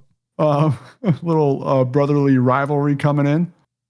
But yeah, FaZe just seemed to be getting better and better, honestly. Mm-hmm. And I love that Trippy's getting his spotlight right now. He's been playing really well. Excited to see what he does. And maybe this team can, I think they're officially in that third spot right now for, like, if there was a power rankings. And, you know, they were able to, let me scroll back up and make sure I'm, like, they're the ones that knocked Rebellion down. So if they keep that up, maybe they can take that second place spot. Scrappy. I think Optic are just better. Honestly, I think Optic are, I mean, we talked about it with Shopify last year. We talked about it with, like, during the Optic run and all that stuff. Like, there's typically one team that's been far and away better than the rest in the competition. And as of right now, that's Optic. I am putting Optic in a tier of their own. I think they've proven it time and time again, and they haven't even been able to go through winners yet. And I think if they go through winners, it's going to be even worse for the team coming through the loser's side. So, as crazy as that sounds, because the losers team would have momentum going into the series, I don't think it matters. I think Optic are just too fucking good. So I do put Optic in a tier of their own. And then, Will, going to piggyback off what you were saying, honestly, and another conversation that was had, I right now, again, understanding that you and I believe that Sunday was kind of a fluke for Shopify having to play Optic the way that they did in that losers matchup and then just getting 3-0'd anyway. But I'm not going to lie to you, Will. Right now, I'm going to put, with the addition of Royal One on that team and what FaZe have been able to continue to do, I'm putting FaZe and Shopify in the same tier. Personally, that's what I'm doing. Yeah, I can see that.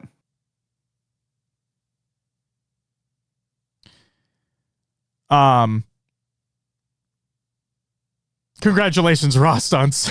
That's amazing. Oh my God.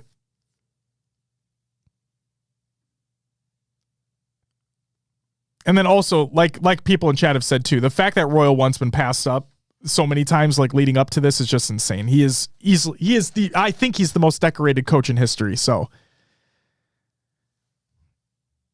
just insane. Janko, I can respect that take. I can absolutely respect that take. Again, what FaZe have continued to show me on LAN, I'm going to put them together. Janko, that's the thing. You can say that because you're basing that off Arlington probably. They had the chance. Janko, they had the opportunity to play, not in a grand final, but they had the opportunity to play Optic close, but they didn't.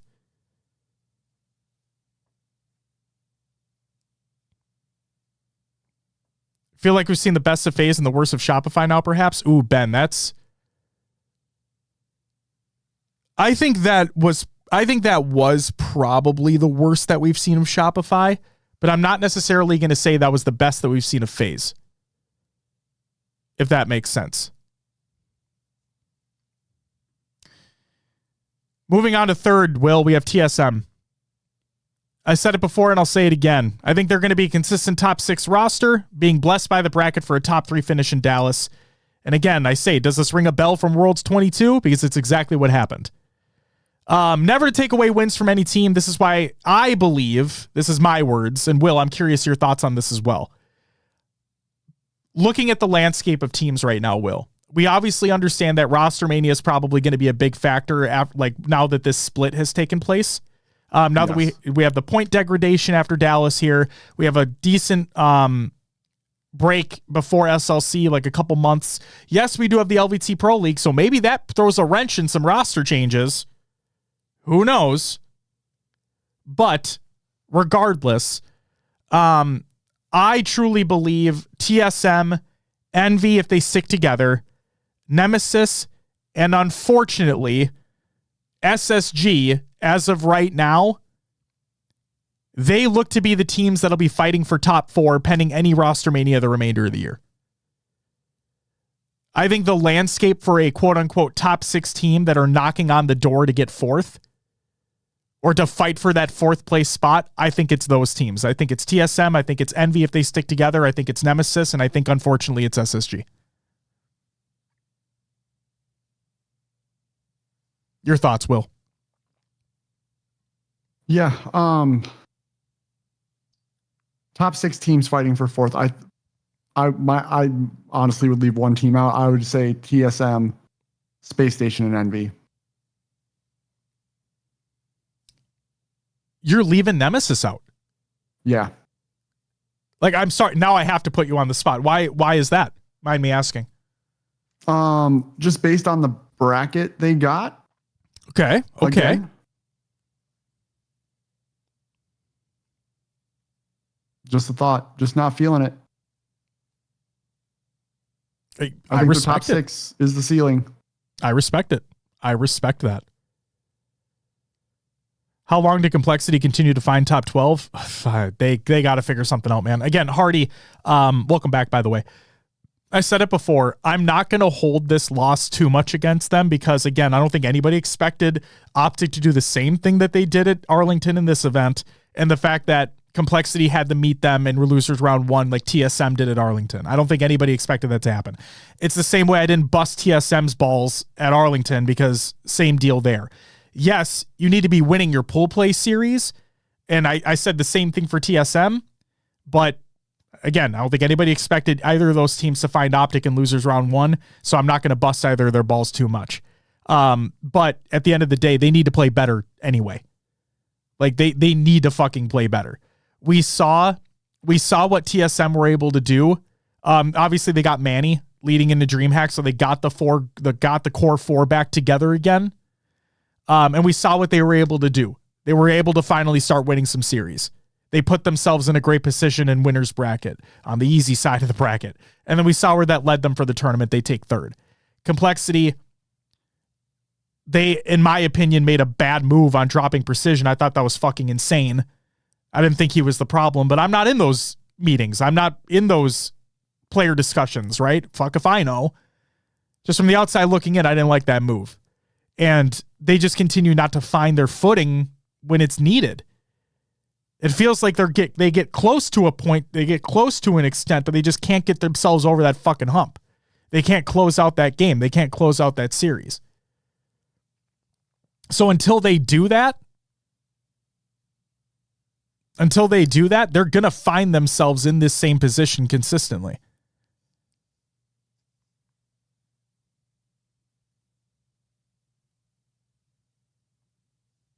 So that's where I'm at there.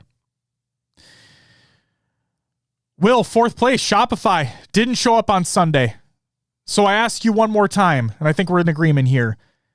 Should this be a one-off and not the norm considering the roster? Yes. It's a one-off. It's an anomaly. They'll bounce back. They'll figure something out. I agree with you.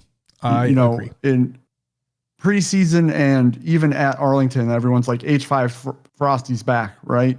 Mm-hmm. Didn't see that this event as much. Yeah. Yeah, so it just, felt a little weird. Yeah. But hey, 100%. Again, that's why we got to give props to FaZe, right? Doing what they did, sending them to losers and continuing on. I got to give props to that. Mm-hmm. In 5th, 6th, we had Envy and Nemesis. What I have listed here is, it sounds like we're in agreement on Envy here. I think as so long as they remain consistent, this appears to be yet another top 6 team that can fight for top 4. Yes. And then we're in a disagreement here with Nemesis, but I do want to say this. Regardless of their outcome on getting top 6 here, the top EU team consistently being in this type of position is still fucking insane to think about. Because, guys, only a few short years ago, honestly, just a few short years ago, we'd have an EU team coming in and be like, oh, they'll probably place top 12. What are you going to do, right? I think that, the best placing that an EU team had ever received was top 8 at a DreamHack before?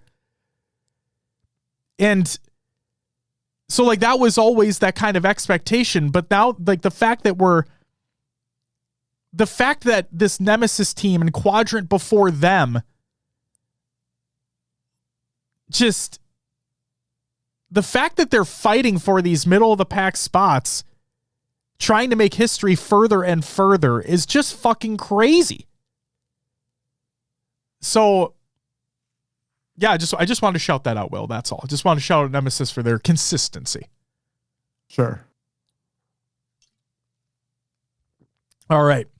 In 7th and 8th, Genji, Ryadoob does it again. Will, do you want me to be an asshole? Sure. I think this is their ceiling. Agreed. Okay. And then SSG. Having to play Optic for top 8, taking Optic to a game 5. It's the best we've seen this current SSG roster play all year. But Will, here's the question that I posed to you earlier, and we're going to answer it now. Is it too little too late?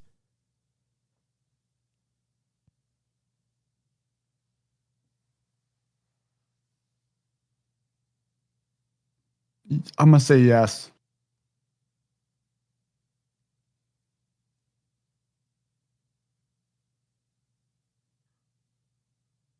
Any other insight into that?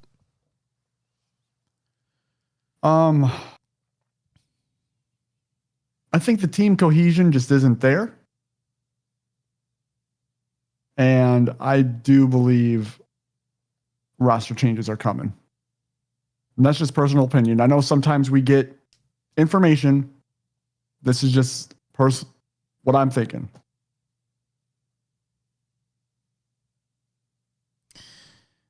Fresh, you're probably right. And it was infused. I think you're correct. And it was at that DreamHack, if I'm not mistaken, for the top 6. But just the fact that it's consistent now is just crazy to me. Will, I agree. It's something that I've been kind of fighting with internally for a while now. But I just look at the landscape and I look at what we have left for the rest of the year. Like, we're at the midway point in the season, and they're not in any place to compete for a grand finals appearance right now. And that was the expectation for the team, for the players on that roster and the skill level of the players on that roster. The expectation is that they be competing for grand finals appearances and competing for wins. And they're not anywhere near that yet.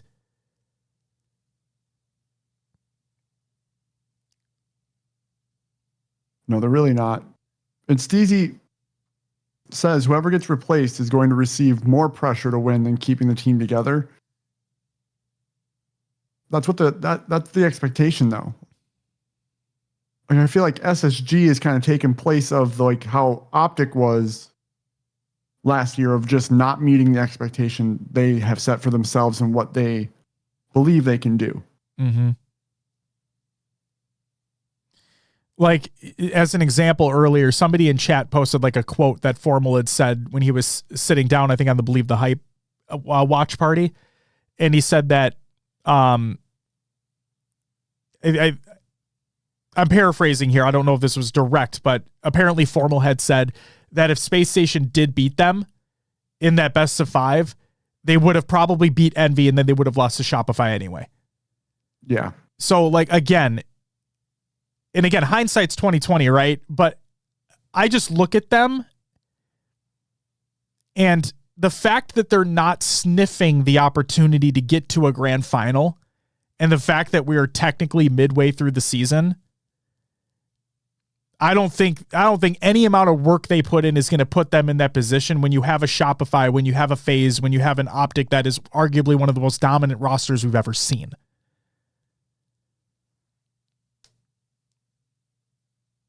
That's a quote he made on the Maniac broadcast. Yes, after the event. Thank you, Hardy. I appreciate it. So that's the thing. That's the thing, is like, they're just not,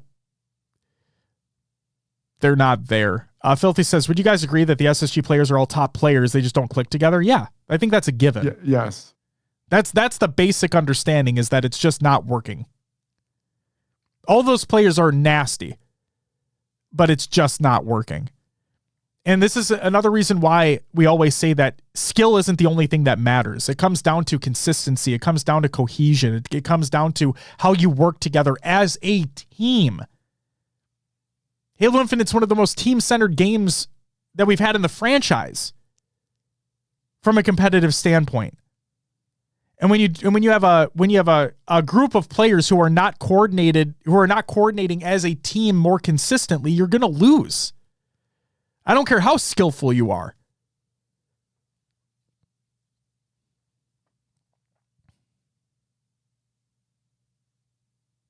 Fresh says, Stellar on APG stream said how they measure their team progression is by doing better than against Shopify, which hasn't happened yet. Exactly.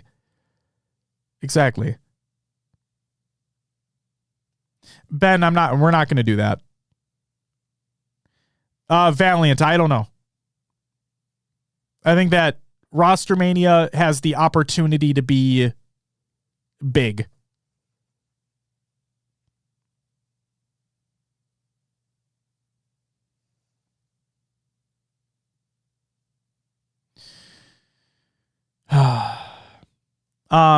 Just to provide a couple tweets here, Will, from Snakebite. Weekend to forget, topped off with a heartbreak of a Game 5 to lose. GG7 when we played this weekend. Seriously sorry to the SSG fans we've been letting down. You're used to much higher consistent standard we haven't found yet. You all deserve nothing but the best. As always, thank you to the HCS and DreamHack staff for the opportunity. A little bit of extra time between events now to really figure it out. And then Lucid tweeted out, truly tragic finish to the weekend. Not a lot to say, but GG's to the competition and keep moving forward.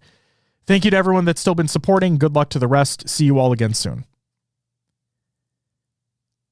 So again, I don't think anyone expected them to find Optic and losers the way that they did for a top 8 match. And it was the best that we've seen them all year. But Will, I agree with you. I think it's too little too late. I think the writing's now officially on the wall. Yeah. Now, as to what happens next, chat, you guys can speculate all we want. I mean, all you guys want. That's not what we're going to really do. Just the thing that I keep repeating time in and time out is that this is Halo Esports at the end of the day. And that means that anything can happen. Okay? That I'm not going to be surprised anymore. Now, obviously, there's a lot of things that have to do with contracts and whatnot. But this is Halo Esports. Anything can fucking happen. So just buckle up and we'll have to wait and see.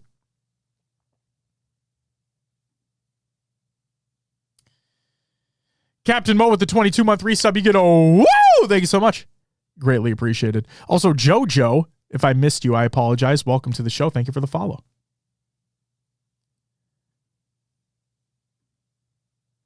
Ninth through 12th, Will here. Z10. I say, unfortunately, it looks like the boot camping before the event didn't pay off in any meaningful way. Losing to Cloud9 in pool play to then immediately being eliminated from the tournament by their EU counterparts in Nemesis. What are you going to do? Cloud9, my literal statement is fucking oof. They were bad. Omit. Unfortunately, they had to play against Nemesis and Shopify in pools to then immediately being eliminated by SSG in losers round 1. Let's see if and how they regain for the future. Again, this is another instance of like you played one of the better teams in losers round 1. Didn't really expect you to win that anyway. So let's see what happens if you're able to get a little bit better opportunity. And then complexity, Will. Like TSM and Arlington having to play Optic in losers round 1. Not going to bust their balls over it. Yeah. But Will, I am curious. They've been in Pool D both times now. They've been in what we would consider the pool of death in both tournaments thus far. I'm curious if being in a different pool would aid them in any way. You're talking complexity here. Yes, I'm talking complexity. It's hard to say. I just don't know. It might not. That's true too. It very well might not matter at all. I mean, do you think it would? I see. That's the thing is like, the reason I typed it out is because part of my brain was like, yeah, maybe a change of scenery, as dumb as that sounds, but like going up against other teams, I don't know. It just feels like, as I was saying earlier, they just can't get over that hump yet. They just can't close out that game. They can't close out that series. And so I'm curious if just a change of scenery would make it so they could. Probably not, though, like you said. And then finally, 13th through 16th, BH3 from EU, Alpha from LATAM, from Australia, New Zealand, an Unreal Nightmare from North America. None of the open bracket teams proceeded into the championship bracket. They all got eliminated, 4th place in their respective pool. Real quick, Will, before we get into the overall thoughts of the event, I did just want to quickly show off my other bracket that I had. Yes. Well, actually, first, I think we should go through placings, right? Prediction placings first. So, Will, do you have the show notes up? Yes, I got it. Perfect. Do you want to kick us off? 13th through 16th, I had all open bracket teams. Josh had 3 open bracket teams and complexity getting eliminated from the pool, but they did better than I thought. They did better than I thought, Will. Look at that, dude. See? Look at that. I'm not a hater. In 9th through 12th, we both had Z10 and we both had Omit. We had Gen G in the spot. That did not happen. It was actually Cloud9. And then you actually had complexity here, Will. I had Envy. I'm the hater. I'm the bad guy. Here we are. Oh, no. In 7th, 8th, I had Nemesis and Envy. You had Cloud9 and open bracket team. We were both completely wrong. Yeah, I don't know what to say about that. No one thought SSG were going to be here. So let's pump the brakes. Let's pump the brakes. In 5th and 6th, I had Nemesis here getting that one correct. Will had Cloud9 and TSM. We both had TSM, but clearly TSM made it further than that. Will, you can take the rest. In 4th place, I had SSG. You had FaZe, both wrong. In 3rd, I had FaZe. You had SSG, both wrong. 2nd, I had Shopify. That didn't happen. You had Optic Gaming. That didn't happen. 1st place, I did have Optic Gaming and you had Shopify. Again, your predictions, you went with kind of what your heart, more what you wanted to happen in this bracket. Yes. I tried to go with the logical side, and we both still got a lot wrong here. Oh, yeah, absolutely. At the end of the day, it doesn't matter. Go ahead. If anyone predicted this bracket, props to you. You deserve $1 million. You deserve to go play the lottery or something. Go play March Madness, because you'll probably get that one too. All right, so I promised I would show it. I'm going to show it. Here it is, ladies and gentlemen. This was my quote unquote hidden bracket. This was the one that I based my like Will said, my earlier predictions, those were based off the heart. Those are based off like hope, like what I would want to happen. These are based off of more of expectation. And as you can clearly see, I thought Optic were going to go through winners. I thought Optic were going to go through winners and Optic were just going to fucking dominate. They did end up winning at the end of the day, but they did have to go through losers round 1. The other thing is I did have TSM taking 3rd. But again, I actually had TSM beating FaZe, and that did not happen either. So like I said, at the end of the day, bracket's wrong no matter what. And there you go. There you go. Hopefully that makes people happy or some shit. I don't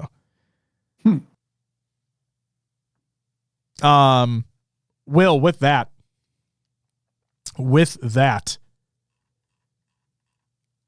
you attended the event. Yes. I would love to get your thoughts from attending, the spectator experience, just everything.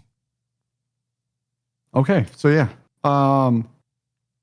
Obviously went for Halo, but had to go check out the other esports that were there. So start with CSGO. Only stayed for like 10 minutes of a match. Had to go back to see the Halo matches because that was more important. But being in that bowl, they called it the bowl. It was a stadium. It was packed. The only seating we could find were like side stage, so we're like barely looking at the screen. But I have to say their production value was insane. They had a lot of cool things like on the screen that correlated with the game. Something I'd like to see in Halo. Like they have a picture of all the players. They have stats on sideboards, like deaths, kills, all that. And then when a player dies, the screen goes black and white for that player. Now, in CS versus Halo, players respawn. So you'd see a lot of flickering screens and people would have to be really on top of that. But still would be kind of cool just from a spectator standpoint to see easier, like when a team's in a 3v4, 2v4 situation. Mm-hmm. They had a LED at the bottom of the screen that would, in CSGO, when you plant the bomb, there's a timer. So that like is moving down, like in like right under the screen. They may have been on top of the screen as well. So that as a spectator, when that bomb's going to detonate. What else here? They also, when the bomb does detonate, all the side screens light up. There's a whole thing for it. Just really well thought out, in my opinion. And that esports been around forever. There's tons of support. It's international. But it makes me like, man, I wish Halo could build up and get to a point like that, Yeah, absolutely. On top of the production value, the crowd was just insane. Chants going on all the time. They have a player, and he's kind of like just the bad guy of the league. So they were literally like, "Fuck you!" And I think his name is like Apex.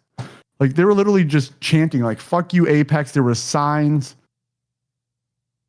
and like they were showing them on broadcast. And Jesus. yeah, it was awesome. It was awesome to see the crowd that involved in the esport, like throughout the matches. Hell yeah.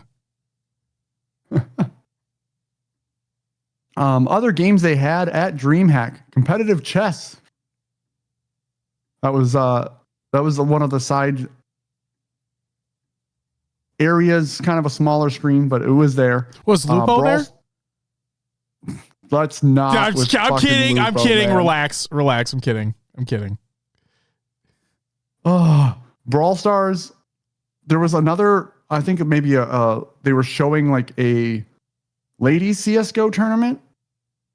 StarCraft was there. Obviously, Call of Duty. It was awesome to have like everything in one location. Oh yeah, Riznak GeoGuessr was there. Jesus Christ. Yeah. DreamHack, lots of free PlayStation setup. There was 2 different areas for that. Mm-hmm. And I don't think they were ever both fully full. Oh. So yeah. DreamHack had the Artist Alley. Hell yeah. Like, people could come and show what they have. So there was a lot of like, there was one booth that had art prints. They had them from like Halo, COD, Fallout, gaming in general, just a ton of stuff. That's awesome. They had a build your own lightsaber stand, which obviously I had to check out. How was that? A little spendy, Of course. more so like, it makes sense, right? You're at the convention. Yeah. They have online stores you can go find them at. I think you can find them cheaper online, but anyway. Valid. And then obviously like anime posters and stuff. On Sunday, that art print place had Avatar Last Airbender prints out. And Stop I'm like, it. oh, Josh would be spending fucking hundreds of dollars on these prints right now if he was here. Fuck. Don't tell me that. Don't do that to me, Will. Oh, fuck me. Now I'm actually mad. I'm just kidding. I'm not mad.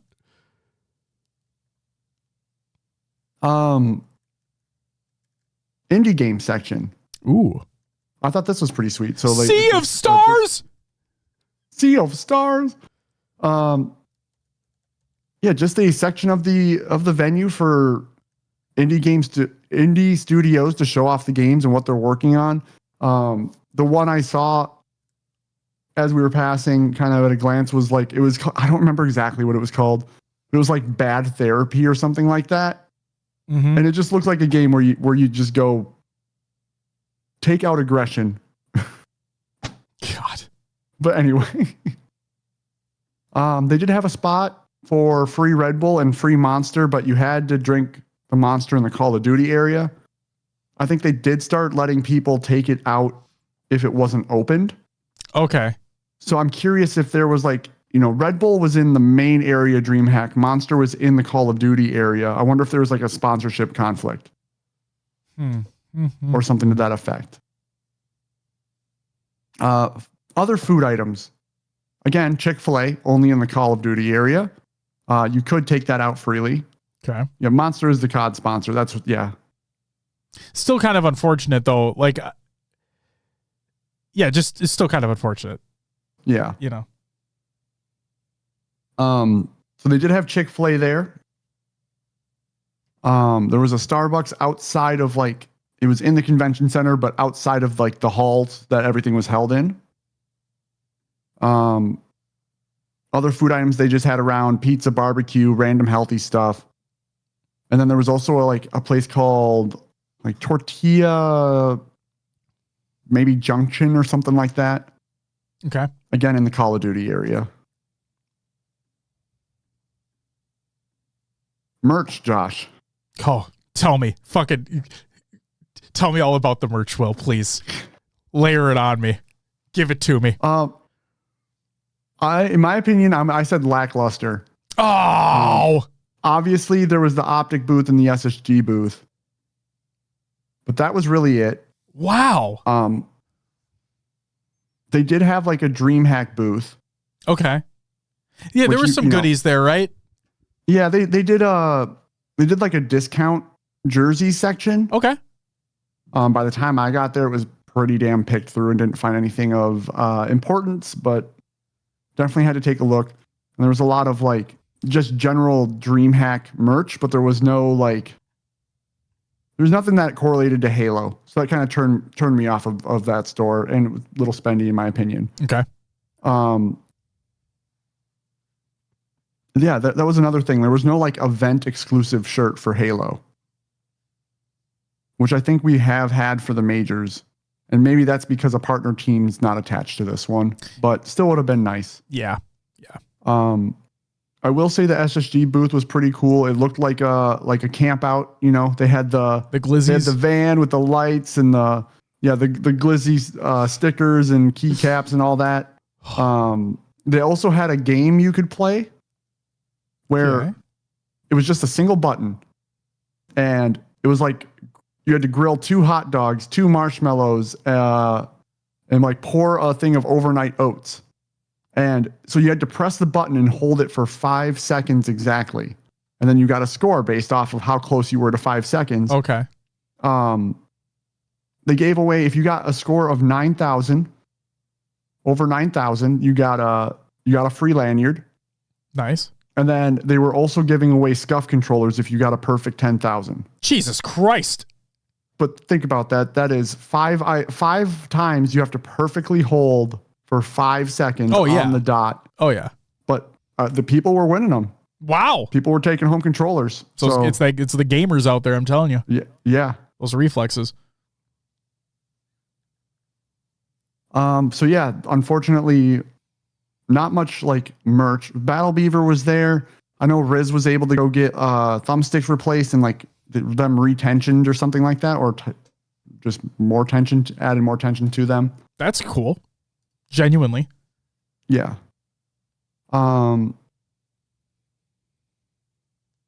Drops for Halo. They were given out on Friday in the free play area, but that was only communicated on Twitter, and you had to like go and ask for them. They weren't just like displayed or anything. Okay. Which I thought was weird. Like it wasn't given out when you got your ticket, because obviously there's not just a single Halo ticket, or like when you checked in. But I just wish it would have been a little bit more open, more available. Like people would know where it was. Mm-hmm. It would have been mentioned somewhere. Yeah, that's fucking weird, because usually they just give you one like when you pick up your ticket or whatever, or you pick up your lanyard. Yeah. That's really fucking weird. I mean, maybe because like DreamHack is all encompassing, and it wasn't just a separate ticket for Halo. Exactly. Yeah. Still weird though. Yeah. It wasn't until like Saturday, Sunday that they actually had like a table set up for the posters and the drops and all that. That it was like displayed like this is where you go. Okay. But yeah, maybe just a Friday oversight. Who knows? And then I don't know if you want me to get into it, but some experiences of just what went on at DreamHack. Yeah, go for it. This is the time. So Optic did a signing at the Optic booth after the grand finals, which was really cool. Formal, Legend, Bound, Renegade were all there. Although Bound dipped out early. Then Renegade and like Formal and Legend were just signing away forever. That's awesome. Yeah. So I got the event poster. I went and got it signed by Formal and Legend. Amazing. As we were leaving, caught Renegade. And then Bound was already gone. He was out. Bound was just out of there. Okay. Yeah. So go to the hotel bar. Didn't go back to the Airbnb afterwards. So I've been carrying around this poster for hours. Go to the hotel bar and Bound is there. And it was my first time introducing myself, meeting Bound. How'd that go? Yeah. Literally, Hater, Eva, or Hardy. Yeah, he G-slid out of the venue. He's like, I'm done with this signing stuff. See ya. Jesus Christ. But yeah, didn't have a Sharpie at that point. So found a pen. And the conversation. So I was in a Shopify jersey. Oh, no. Ashley was in an SSG jersey. Oh, no. So he was giving us shit for like, what are you doing? Like, no, just like, I love the old team. Like Ashley should have just said, I love the old team. That's exactly what she said. No shot. Oh my God. Yeah. So, oh my God. Yeah, he was incredibly funny though. It was awesome. It was an awesome experience talking to Bound. He signed the poster kind of with the pen because it barely worked. He scribbled on the poster too to get it to work. I'm like, oh well. But it's there. So you give for taking a poster to a fucking to the bar. But yeah, no, good experience meeting Bound. He gave us I think he was joking, he watches the show. Yes. His account is really blocked or whatever. He can't verify it, so he's always on his girlfriend's account. Yeah. Yep. Which is just hilarious. It's awesome. It is. As I mentioned earlier, I had it on the list here. Finally bought Schurzy a drink after trying since Kansas City year 1. You did it, ladies and gentlemen. He did it. He finally let me do it. And now, like, we just have to restart the tradition, right? Like, next event, I'm going to be like, Schurzy, let me buy you a drink. And he's got to be like, no. Oh, no, now you got to wait. Like, you have to wait 3 years. Yeah, now I have to wait another 3 years to buy Schurzy another drink. Oh, my God. Also at the hotel party, chatted with the NV Native guys, Michael and Leezy. Yeah. Shout out to them. Congrats on their Valorant team. They hoisted a trophy this weekend. I don't remember what, like... They did win. Part of it was, well, part of Valorant was, but that's awesome.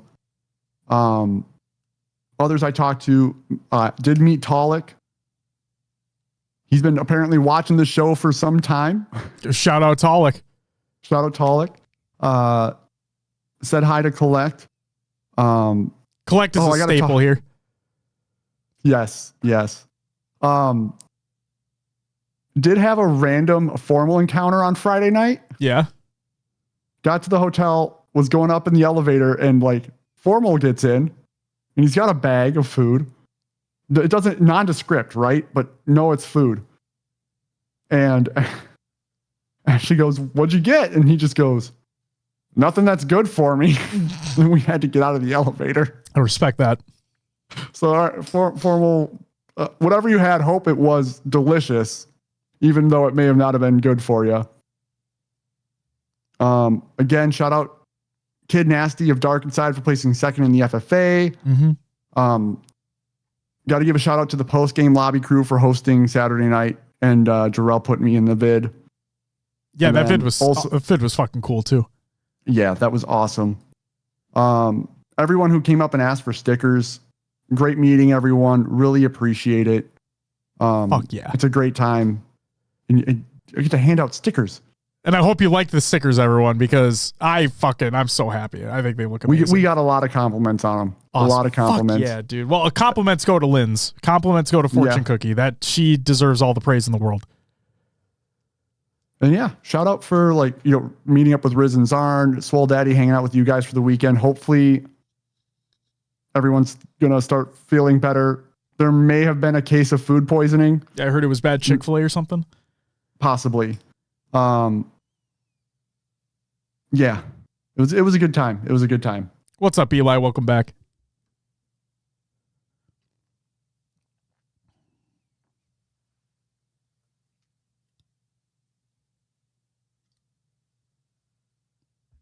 But yeah, that's all I have for the event, Josh. Well, it sounds like it was a great fucking time. And I'm glad you were able to experience it. I'm glad you were able to experience a DreamHack for the first time as well.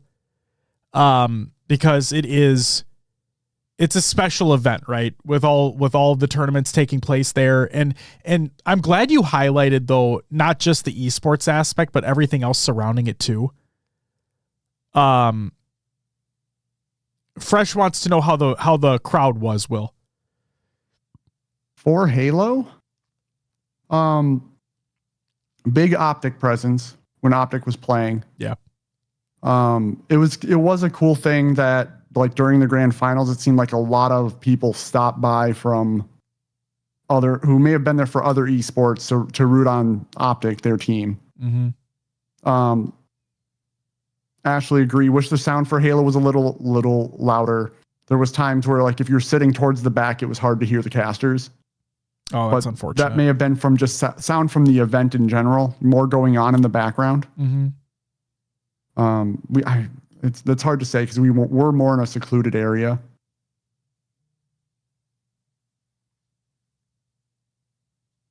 Like the Halo was all the way down at the left side there. Yeah. Yep.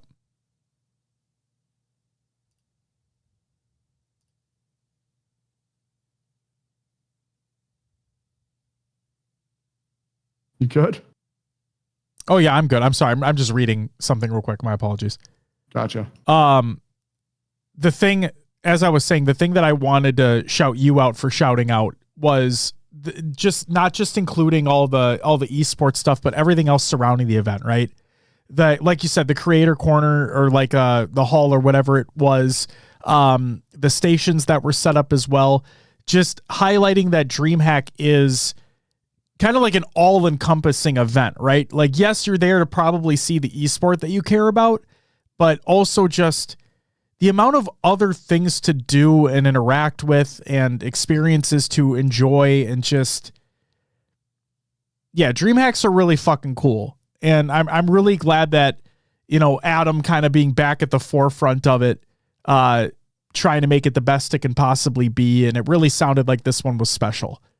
So, Will, I'm really happy that you were able to experience it because it's one of those things that it is a very special event. And you don't know how many you're going to get with all of these major esports titles under one roof, Right. So yeah, I'm happy that you had a great time because that's just fucking awesome. Yeah. Yeah, it was good. It was good. Really liked that it felt more like a bigger convention, that there was things to do outside of just sitting and watching the esport, even though we love to sit and watch Halo. Mm-hmm. It's cool there's the opportunity to go do those things. Absolutely. I mean, the only thing that I have, Will, is just I have it stated from the event and the matches to the fans and the experience and everything in between. I think DreamHack Dallas was yet another win for Halo esports and esports in general. It was the question, right, going into it, Will, was they had the original, when the original format got revealed, right? And we're thinking to ourselves, oh my God, this is the worst thing we've ever seen. Like, this event is going to be over in 2 fucking seconds. Like, there's going to be no, like, open bracket's going to be unbelievable with the amount of top teams that need to go through it and blah, blah, blah, blah, blah. And then when the format got updated, it's like, okay. Now we're basically a major, but without the name. They basically made everything sound better. And so that then, Will, I was curious, right? How is this going to go? You went from having one of the most, like, from the announcement, you had one of the most bare bones formats we've ever seen to being basically a major just without the name. And that change came pretty fucking quick. And to hear that it got executed the way that it did, and it just, that feels really fucking good. Yeah. I mean, Riz said it in chat. I would have also not gone if it stayed in the original format. Mm-hmm. We just basically had slightly less open bracket teams. And smaller prize pool. Yeah, and also, Will, like, even the amount of open bracket teams is relatively, it's similar to what competed at Arlington anyway. So you're not wrong, yeah. So, like, honestly, it really did feel like it was just the prize pool that was lessened. Otherwise, it really is a major without the name.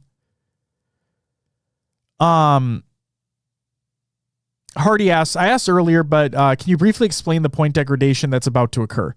So I don't know the amounts of which that they're going to degrade. That is in the rule book. And actually, fun fact, if you go find our show notes from last episode, our preview, I have all the rules and everything linked in there. But Deadlight says 75%. So if it's that, then it's that. But what happens is, now that we're at the midway point of the season, there is a point degradation across the line, right? So basically it kind of not necessarily incentivizes, but it makes the opportunity for roster changes to not hurt as much because all players are going to be kind of in that similar space now in terms of points. And then it kind of gives, like, it adds that added layer of competition to the Open Series now that the Open Series is going to kick back up. That teams are going to be fighting for points more. It should be more competitive in that sense, right? So yeah, and according to Deadlight, it sounds like it's a 75% degradation of points. Yeah, hopefully that answered your question. This happens every year. It happens at the midway point of the year. And there you go.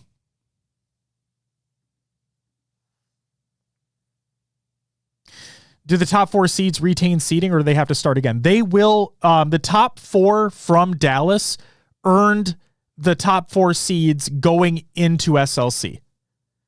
Okay, that's locked. That is locked in. That is not changing regardless of the degradation of points. The top 4 from Dallas will be the top 4 seeds at SLC. Just double checked at 75% points decay starting tomorrow. Thank you very much, Deadly. I appreciate that. So it's on the Open Cups. Yep. And this is what happens, Hardy, is like, now that we're at the midway point in the season, the point degradation takes place. Now it kind of like kicks back off again, right? Where Open Series starts back up, leading into the next event of the split. It just keeps going.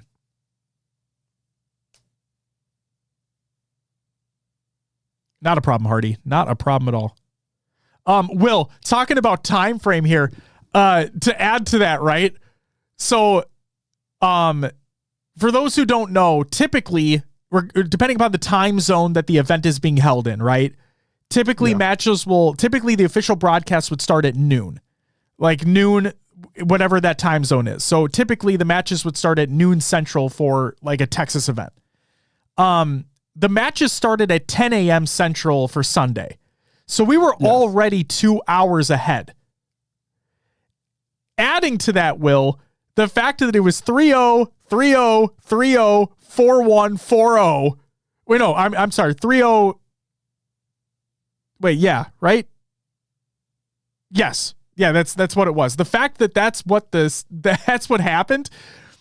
They had in their graphic, like in their broadcast graphic of like when they expect these series to start, they had the grand finals, Will, starting at like 2:30 p.m. Central. That's like when the fucking event ended. Like the event ended at like 2:30. Yeah, it went quick. The reason they started early as well is the venue had a hard 6 p.m. cutoff time. So it makes sense that they wanted to get those matches rolling. But yeah, Sunday was fast. It was very fucking fast. Yes, Fresh. Teams outside the top 4 will need to play in the Open. In the Opens.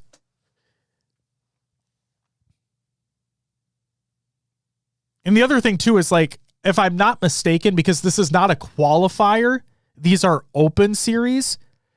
If I am not mistaken, even the top 4 can play in the Open Series if they so choose to get more points.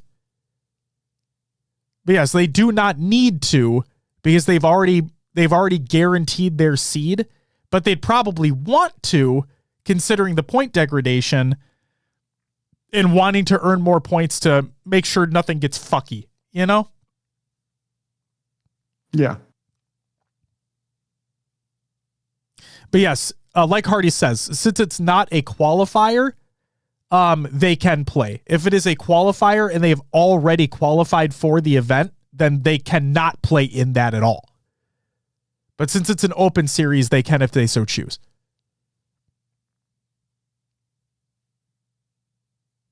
And Filthy, yeah, each player does have their own point value associated to them. That is why, yes, if they make roster changes and whatnot, then the points that player has are then transferred to that new team. You're back, Josh. You're good. The points go with the player, not the roster. Tank, thank you for the follow. Welcome to the live show. Do we hear any new info on the phase event other than no? Turbo. No. They're still finalizing things. They're still finalizing.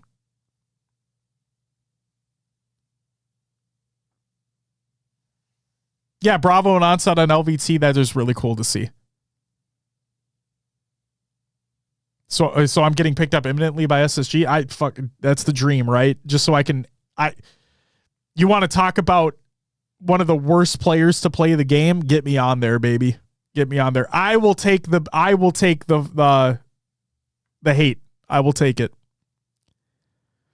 I'll bring the fucking vibes though. Oh my God. You best believe if I'm getting put on that roster, we're going to be laughing the whole time. I'm going to make Stellar laugh. I'm making him laugh. Okay. I'm going to carry those vibes to greatness. That's the plan, right? That's the plan. For those that missed the after party stuff last night, we talked about Roy having daggers for eyes. And I'm just going to do that to Optic across main stage. I'm just going to be staring at them the whole time. You're coaching the Cream Beam Dream Team? I am, Riz. You best believe I am. Is that possible? Is what possible, Fresh? Is what possible? If you join the roster, we're talking about your scrim stats. That's the best part, Chuck, is that if I join the roster, we're not scrimming. We're just not. If I will, the hypothetical situation came up that I'm going to actually be on SSG now. So, God, I know, right? How bad would that be? So I just said, if I'm put on SSG, we're not scrimming. I refuse. I won't give anybody that satisfaction. I won't give anyone that satisfaction. Heard on Maniac Stream that Shopify was hosting these open cups. How would they work? What do you mean? Oh, Pro League, the Shopify Pro League. Yeah, LVT. Right. They're not hosting the HCS Open Series. They are. They are in partnership with LVT for the LVT Pro League that is going to be taking place at the same time, basically. But see, the Pro League is during the week, like during the work week, where Open Series are on the weekends. Unless they do the fucky thing with like doing a day on Thursday and then finishing off on a Sunday or whatever the fuck they're going to do for North America. How much VOD review is going to get Stellar to do? I'm none. If I'm on that team, I feel like I'm running for political office right now. If I am chosen to be selected to play with Space Station Gaming, there will be no more scrims. There will be no more VOD review. There will be pure vibes. That's it. God. Did P United do okay? They always get so close to greatness. They, unfortunately, no. But they're vibes too, you know? They're vibes too. But yes, Heisenberg, just to clear up any confusion here, right? Just to clear up any confusion. The brand new LVT Pro League in partnership with Shopify Rebellion is a completely separate entity from the HCS Open Series that is going to be kicking off again as we head into the SLC or head into this next split. Okay? Where the HCS Open Series allows for any team to sign up and compete for HCS points that can be used for seeding and can be used for qualifiers and blah, blah, blah. The LVT Pro League in partnership with Shopify Rebellion is the top. It is 8 North American teams only, 4 of which have already qualified because they were the top 4 from Dallas, 2 based off HCS points, And depending upon rosters, it would be SSG and Envy right now. And then the other two would be based off a qualifier for the Pro League. Okay. Those matches would be taking place during the work week, 2 to 3 days a week. Where the Open Series, which is HCS, it is part of the official HCS competition. The Open Series takes place over the weekends. Theatrical. Here you're back. Oh no, you're back. What's up, Arthur? Welcome back. Good to see you. Valuable content and good competition, but not part of the official season. Hardy, thank you. That's it. That's it.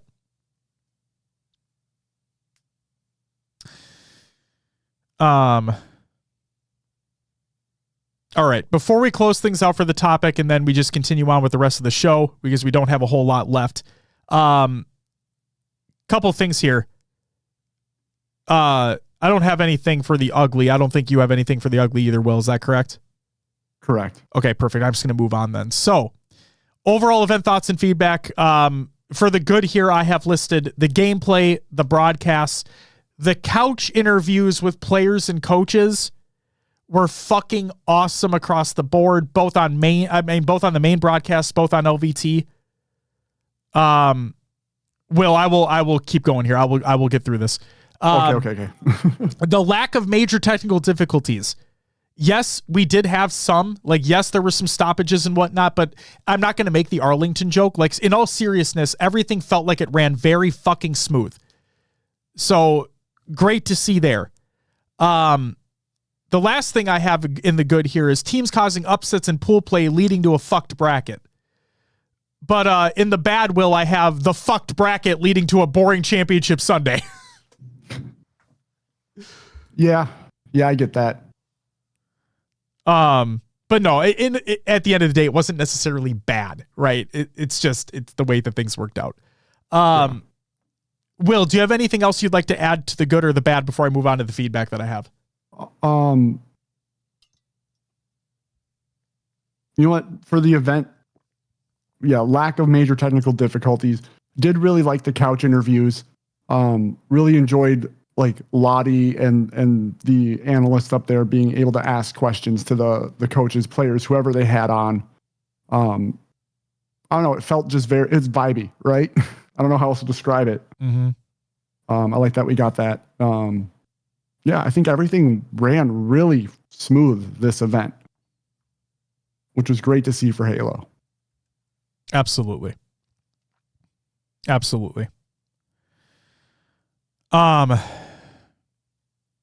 The feedback that I have here, Will, just a few things.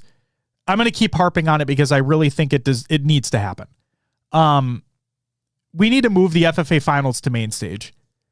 And again, this is not to take anything away from what LVT does and has continued to do, which is shine a light on these players and on these side events and on the open bracket and everything. It is never to take away from what they are doing. And I love what they do. And I love that they continue to do it. And I love that they're being provided additional opportunities to be able to shine that light on the open bracket and these side events in the FFA.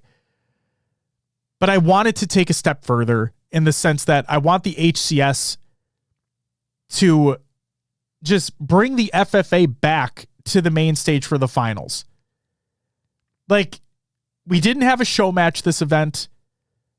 And frankly, I would be fine if we just get rid of the fucking show match entirely. If that would lead to the FFA finals being on main.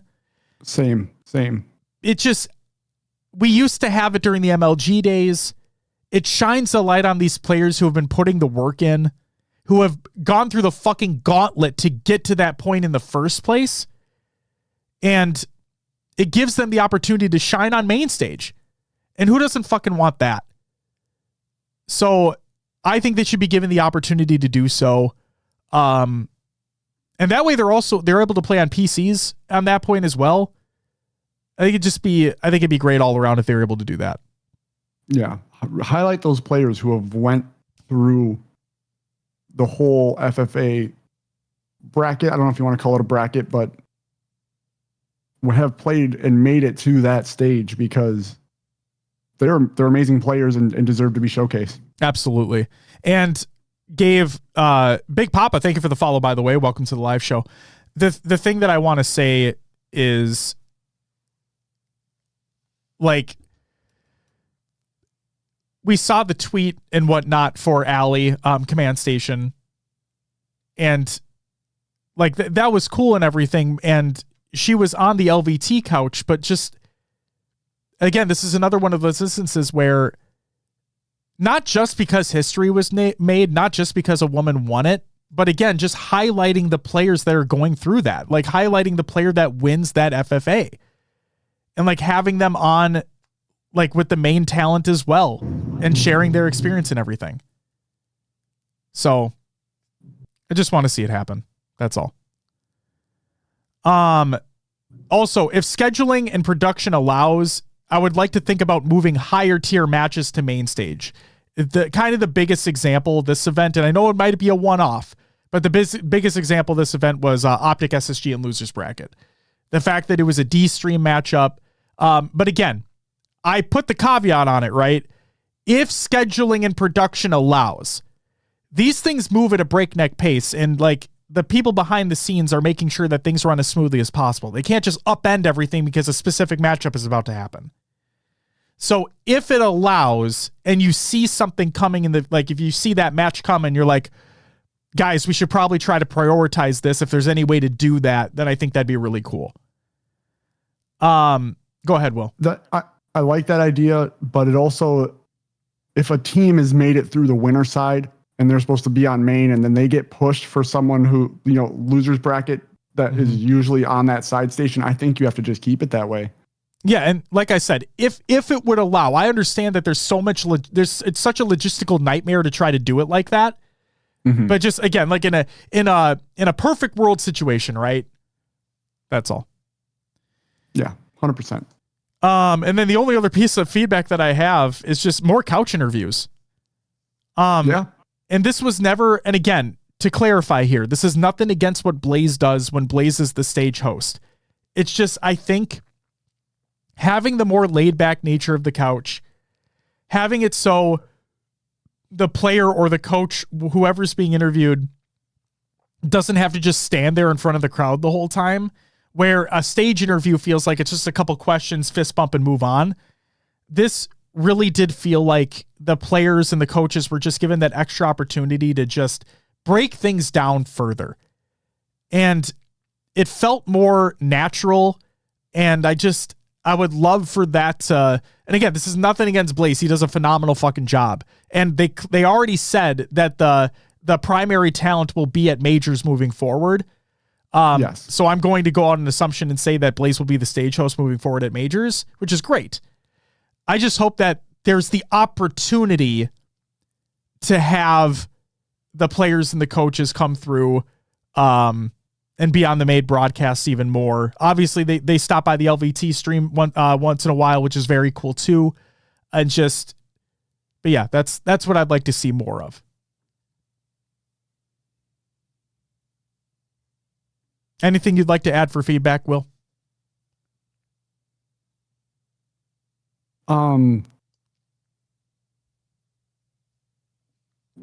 Sorry, I'm very distracted by the storm going on outside. It's all good. No.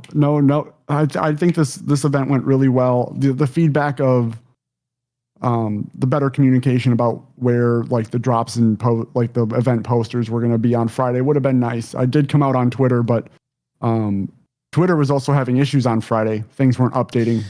No notifications were coming through. So yeah, it was bad. missed a lot on Twitter on Friday. So I don't know. That's all I can think of off the top of my head. All right. Want to give some shout outs here. Got to give shout out to the talent. Got to give shout out to LVT. Got to give shout out to tournament operations and the venue security as always. Everybody did, I think, a phenomenal job across the board. And this just felt like a very, very smooth event from start to finish. It was just great. One more personal shout out I have to give out. Yeah. Dayquil and Joker basically made it possible for Ashley and I to get there on Friday. and be able to experience the event Friday. So I got to give them a huge shout out. Shout out Dark Inside. Hell yeah. Hell fucking yeah. It was great to go cheer on the squad. Absolutely. And hopefully they make it out of Open for the next event, depending upon the roster changes that they make. What I mean by that is because of Sylvanik stepping away. Again, if you guys want to check out the show notes, ! Show notes in the chat. All brackets are included. Open bracket, pool play, champ bracket, the FFA, the 1v1 showdown, Halo 3 2v2, Halo 3 4v4, Halo 5 2v2, Halo Infinite 2v2. They're all there. HCSLand.com as well. The tournament hub now for official competition. It's fucking amazing. So go check that out if you haven't already. All the VODs are included as well. All of the VODs are included as well. Official HCS streams, A, B, C, and D streams for each day. All their highlights videos that they put out. All the LVT streams for the weekend. All the Believe the Hype streams from the weekend. And, of course, have to shout out ourselves here. All of the after-party streams as well. They are officially on YouTube as of this point in time. And they're on your favorite podcast service via audio. So if you want to go hear me ramble for 3 to 4 hours at a time, go ahead and check that out. Do it up. I'm still waiting for photo albums to be published. And once they do, I will make sure they get added to the show notes as well. So please understand that they are missing right now, but once those get uploaded, they will be there. Got to give a shout out to Kill. Thank you for the follow. Greatly appreciated. And Dragon, thank you for the follow as well. If I missed that, I don't know. But if I did, I apologize. The final thing I want to say about this event, and Will, I'm really sorry. I'm not going to try to go on a tangent here. I know you're having a storm over there. I'm going to try to be quick. The reason why I named this episode Context Matters is because of what we talked about during the after party streams over the course of the weekend.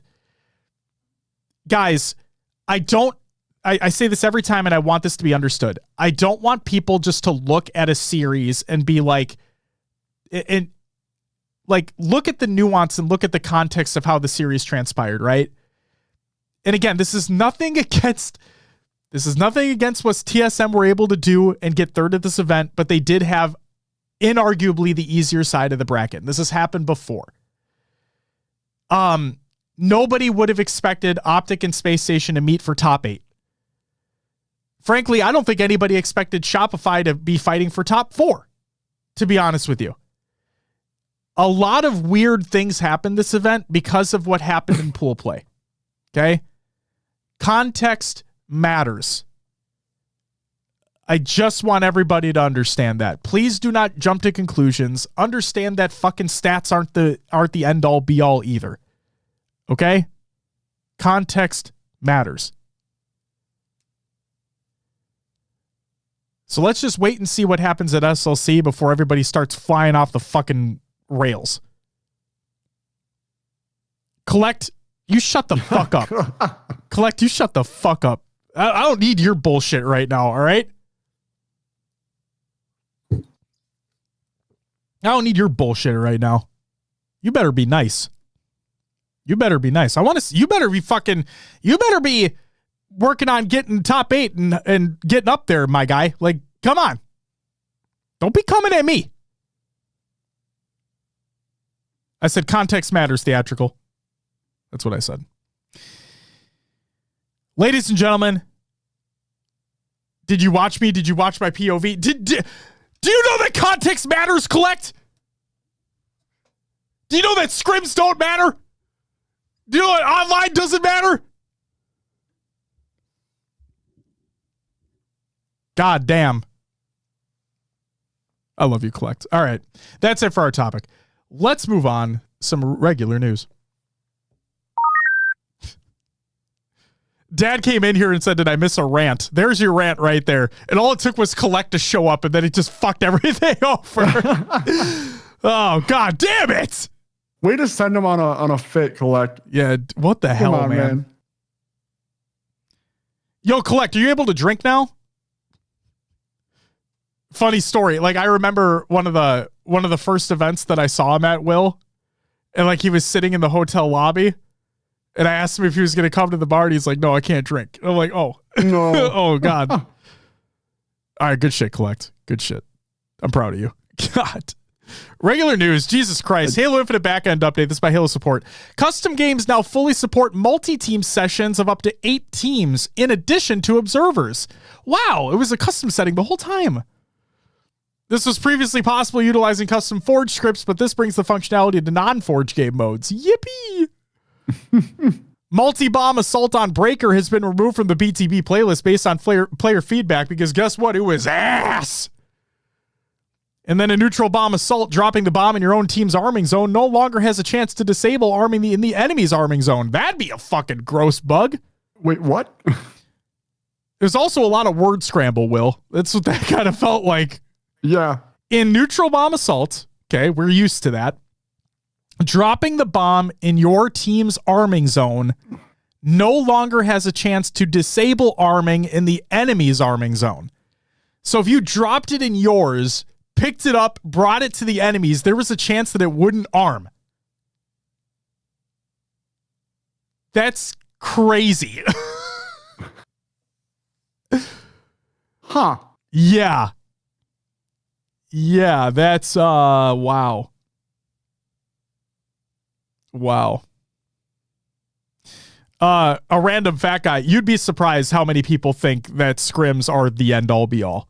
You would be genuinely surprised. Don't go on Reddit. Yeah. Oh, and Chuck, I did show him the cards before we started the show tonight. Yes. Yes. And yes, Chuck, greatly appreciate it. Thank you, by the way. That's it for the regular news. Here's the fun one. It's time for Cut Other Games Watch. Oh, here we go. CDL Major 4 results. Let's start with some fun shit. CDL Major 4 results. And fourth was Optic Texas. Good little bounce back from them. Third place was Miami. Dare I say, Will? Dare I say that an undefeated online record doesn't matter? Dare I say it? Dare I say it? Second place went to Atlanta FaZe and first went to the LA Thieves. LA Thieves, I believe, go back to back. And then the CDL Champs bracket is available right now. It's by Call of Duty League. Thieves, Breach, Surge, Heretics, FaZe, Optic, Ultra, and Royal Ravens. Yes, the Rocker are ass, and we're not in there. So we didn't make it. Yeah. Attach retires. This is by Attach. After 11 years of professional Call of Duty, it's my time to hang the jersey up. The first moment I played this game, I instantly fell in love. Once I learned about game battles and competitive COD, it was my dream to become a professional player. The fact that I was able to live out my childhood dream and meet so many amazing people along the way will be something I cherish for life. Thank you to my parents for the support throughout the years, all of my teammates, and especially the ones I was able to make history with. I will forever be grateful for all the organizations that let me represent them throughout the years, but especially FaZe and Rocker, where I spent most time during my career. Most importantly, thank you to all the Call of Duty fans for showing up year after year and supporting the competitive scene to make this dream a reality. Without you, none of this is possible. Huh.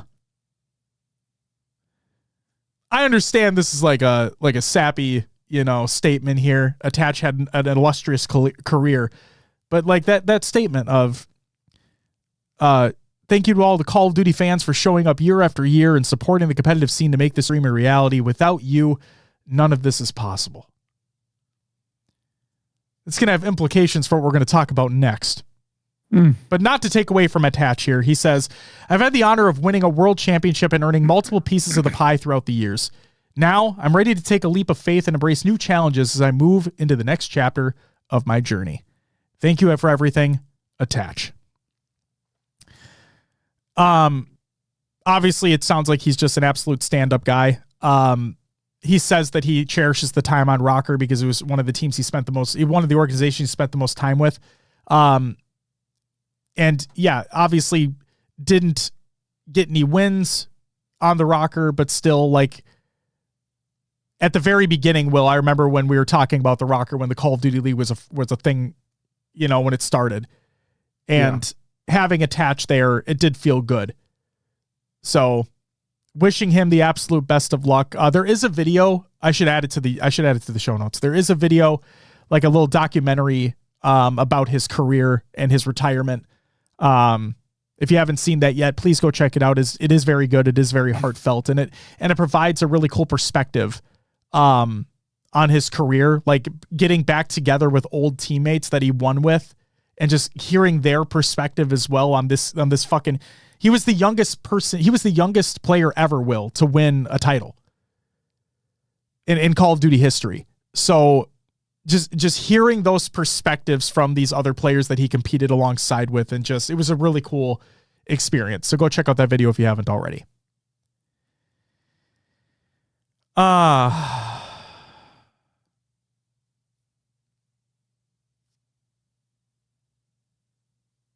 Oh, Chuck, wait, that's right. I forgot we did win that one. Yeah. Oh my God. Just the major, right? Yeah. Yeah. We have a couple major wins. I know one with Attach for sure. Shout out Attach. I'm sorry, Theatrical. I'm sorry, Chuck. I totally forgot. I totally fucking forgot. Totally forgot. That's my bad. I'm a fake fan over here. Okay. Talking about fans mattering. Frankly, I'm still kind of dumbfounded this is out there. Puckett is out of touch. This is by many. From Kaiser, he states, they just added a front row. They just added a row in front of VIP so FaZe members can sit and watch. What a sick joke. I'm seeing people say I shouldn't be upset at this. I am. I paid extra for a VIP ticket. My seat isn't reserved. It's first come, first serve. So we all wake up early to get here and get the front row. For it to be just randomly taken away from us is insane. I don't care who you are. And then Puckett replied with this. Very important person. You can buy one, but don't think your purchase is worth more than those who earned their pass. You guys understand those are the FaZe founders, staff, and some of the biggest COD content creators that were given their own row. Not a random group. It's better for production. An honor to those who pave the way or work on the product daily. What are you all not understanding?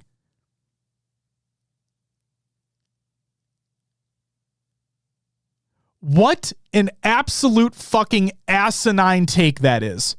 Talk about speaking from fucking, like, Puckett, I understand how you worked your way up to where you are today. Okay? You started in the absolute fucking trenches. No one's taking that away. And I don't want that context lost. Context matters. You started from the trenches and worked your way to the position that you are in today. And you earned that. But talk about speaking from a fucking privileged standpoint of what the fuck is that? Just because, are you fucking kidding me right now? If the fans aren't there, you don't have a product to showcase. Like, what are we talking about here? Those fans paid hundreds of dollars for the opportunity to be there to support their favorite teams and their favorite players. And you're praising and you're shooting people down for having an opinion of that's shitty that they added a fucking row in front of everyone just because the FaZe founders were there and they lost anyway. Like, what? That is easily one of the most faded fucking takes I've ever seen. Like, in what world do you think it's okay for that to happen? Like, are you fucking... That is insane. Just because these fans that had to pay hundreds of dollars weren't part of FaZe doesn't mean that they shouldn't have those spots. That they had to pay for, that they had to wake up early for, that they had to wait in line for, that they had to scramble to get to. So get the fuck out of here with that faded shit.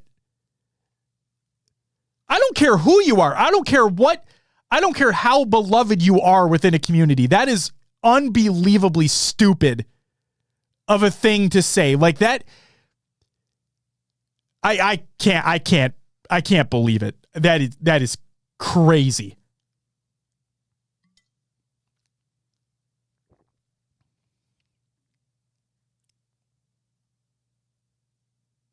I'm sorry, Will. That's where I'm at with that. That's where I'm at there. No, I get where. Who said it? Caesar, and I get where you're coming from. You're right. Like, the fans should be important. They are important to the scene. They should be taken care of. Just because the FaZe founders showed up, and they could have given them. I don't know if there was another spot they could have given them. But yeah, for Puckett to reply and like basically be like, your opinion doesn't matter because these people earned their way there. It's like, these people spent their hard-earned money for a VIP pass. Like you said, they waited in line. They got there early. The fans need to be taken care of as well. Otherwise, you don't have a scene. Mm-hmm. Cal, I just want to add another reply here. Cali Kid on Twitter said, "Nah, Puckett, this isn't it. I don't give a fuck who earned what. You don't just add seats in front of people who paid money just so the pros can't watch. If they want to watch, either make them a designated area beforehand or make them sit in the crowd like normal people." And then Puckett replied to them and said, "You kids must have been coddled." And then, like, so he just keeps what? Yeah, he keeps doubling down. And so then Cali Kid replied, and I thought this was hilarious. He said, "First of all, you don't know me, Chris. Secondly, you don't run businesses by treating your customers like shit, you fucking moron."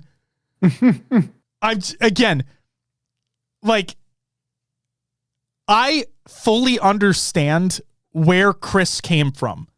Like, he has an incredibly, like, he literally started from basically the very beginning of what MLG was, right? And helped build it to what it became. And now obviously we see where he's at today.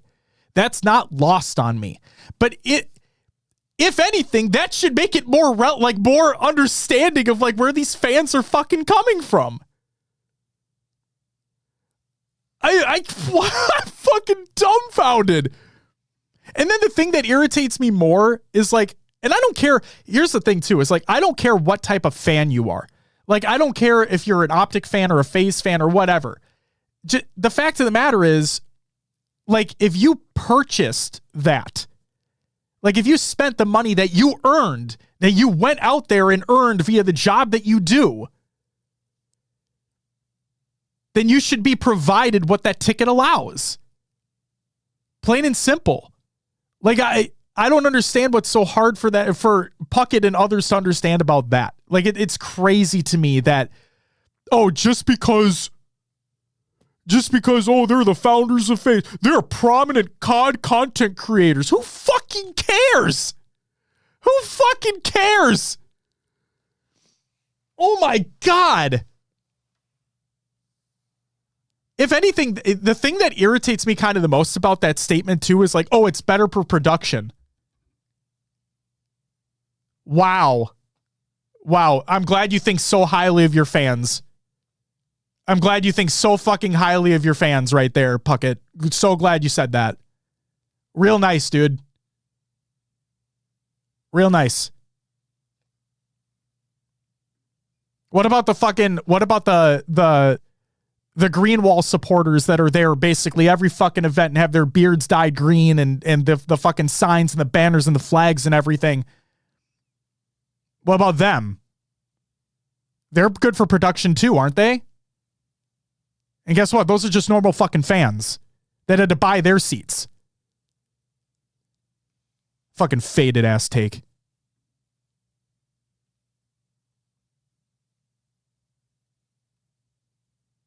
Just unfucking believable, man. Check your fucking privilege. Like, that's insane to me.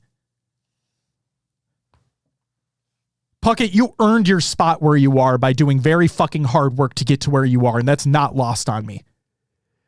But you don't You don't act like that in front of the fans that have supported this scene for years and years and years, who have spent their hard-earned money that they earned their way to get there.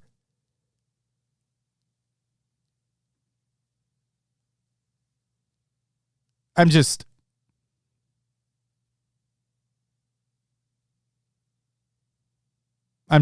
so unbelievably dumbfounded by this. And I see all the replies being like, oh, fans should shut the fuck up and blah, blah, blah, blah. It's like, no, they shouldn't.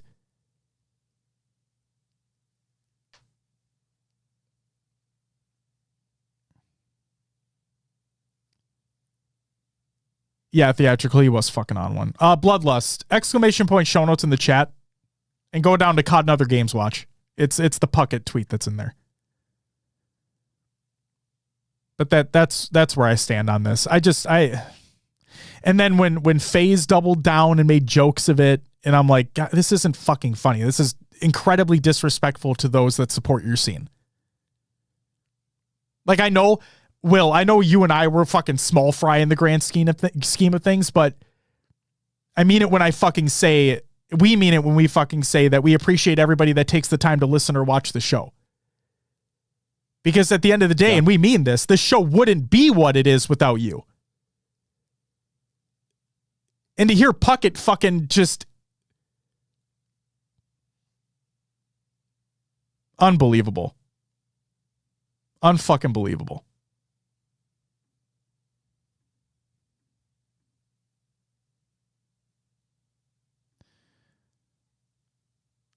That's it for COD and Other Games Watch. It's time for Will's Adventures of the Failovers and Other Games. Not actually. What'd you play, Will? Played Infinite to get my challenges done before heading to DreamHack. Very nice. And you, sir? So here's the funny thing, Will. I actually can't remember when we played 8s. Because if we played 8s before last week, then I didn't play anything last week. Oh, damn. Yeah, I literally didn't play a video game last week if we didn't play 8s last week. It's been too crazy otherwise. When that is either. Yeah. Oh, no.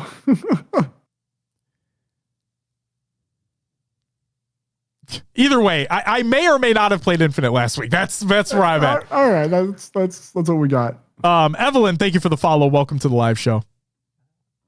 That's it for Will's Adventures. It's time for some shout-outs. Happy belated birthday to Frazilla, Austin, and Alec. Happy belated birthday to you all. Hope it was fucking amazing. Shout out to everyone who joined in the 8s as they've been happening over the past week. I've been seeing some lobbies popping off. Love to see it. Shout out to everyone who followed and subbed during the live show.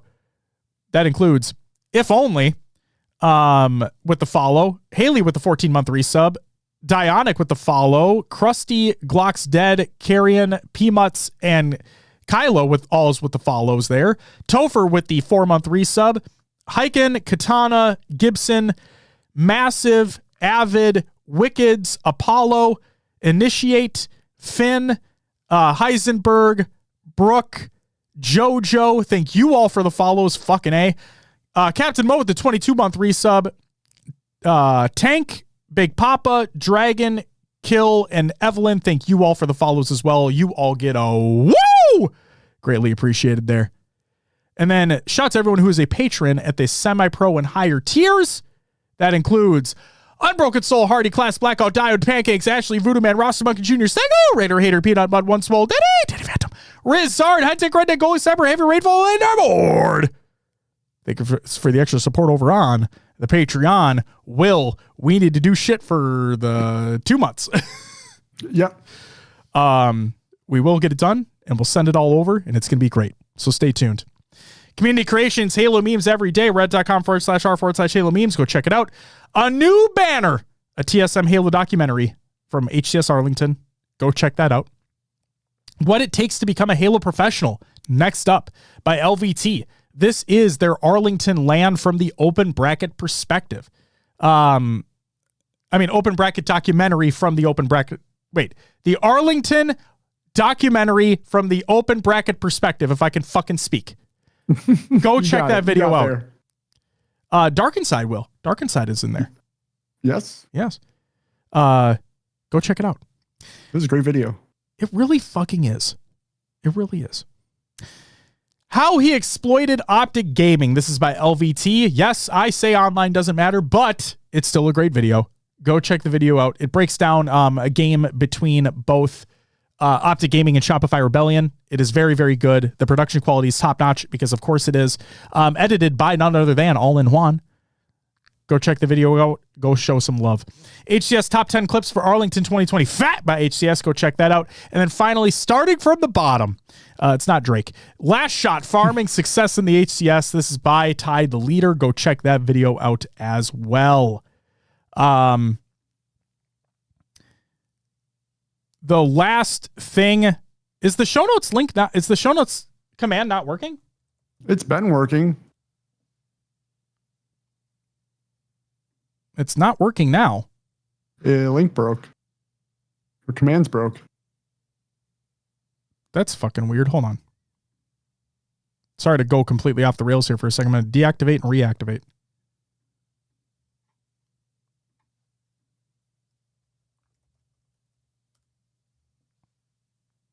Oh my God. It's not working. And no command's working anymore. Uh-oh. All right. Roro. Well, I'm sorry, guys. The other thing I'm going to say, if you want the link to the show notes, it'll be in the description of the episode when it goes live, by the way. Just a heads up. But the last thing I wanted to say here, guest community creations, but really shout outs as well, is huge shout out to everyone who joined me for the after party streams that took place over the weekend. I think we had some really fucking great discussions taking place. And it all culminated in me titling this episode Context Matters because of everything that was discussed during the weekend. So to anybody and everybody that joined in, regardless of agreeing or disagreeing, the fact that we were able to keep everything respectful, keep discussions civil, I think it was really fucking cool. So please, if you want to go check all that out, all of them are on YouTube right now. They're also on your favorite podcast service via audio. And yeah, you guys are fucking amazing. Thank you so much for being there. And Will, that's all I got. So before your power goes out, hopefully it doesn't go out, but before that potentially happens, will you please plug the show? As Josh just mentioned, we do have a Patreon, patreon.com/HCS Pro Talk, where we do a little extra content. If you want to support us further, check us out over there. As always, you can find us on your favorite podcast services. Just search for HCS Pro Talk. We're on iTunes, Podbean, Spotify, and others like Josh's favorite. Pocket Cast. Still not an ad, but still a great podcast app. We do have a link tree, which sends you everywhere you need to be. I'd say !link tree in chat, but that's not going to work right now. We do have our Discord, Twitter, Blue Sky, Instagram, Facebook, YouTube, obviously the Twitch channel, TikTok, and merch. Go check it all out. Links are all out there if you just search for HCS Pro Talk. And then if you go to hcsprotalk.com, it'll actually send you to haloevolve.co. Your home for Halo. We partner with the folks over at Podcast Evolve. We have a little section of the site over there for us. And while you're there, check out their shows as well, such as Podcast Evolve, Mission Debrief, Book Club, Build It Blocks, Halo Headlines, and Halo Gear Guide. That's all I got, Josh. How do I get a custom helmet? Reach out to Goalie Sniper. He can probably get you in touch with the individual that designed this one for us. Dad, if you're not, I think you're in the Discord. If you're not already in the Discord, join it up and then reach out to Goalie Sniper. He could probably get you in contact. I don't know if she would do it, but you could get in contact. Will, thank you very much for going through those. And ladies and gentlemen, that is going to do it for episode 391 of HCS Pro Talk, or DreamHack Dallas post show. Again, to everybody that joined us over the weekend, to everybody that went up to Will, had a conversation with him, got the stickers from him, hopefully gave some hugs. Just to everybody that helped make this event special, you all are appreciated. You're all respected because fans are what makes this shit amazing, contrary to others' popular belief, apparently. And yeah, very thankful for you all. And We got a little bit of a break here before SLC, but the LVT Pro League is going to be kicking up here very, very soon, along with the HCS Open Series. Those will be kicking off soon as well. So yeah, more Halo action literally right around the corner. You're not going to want to miss it, and we're not going to stop covering it. We'll be back next week, ladies and gentlemen, but until then,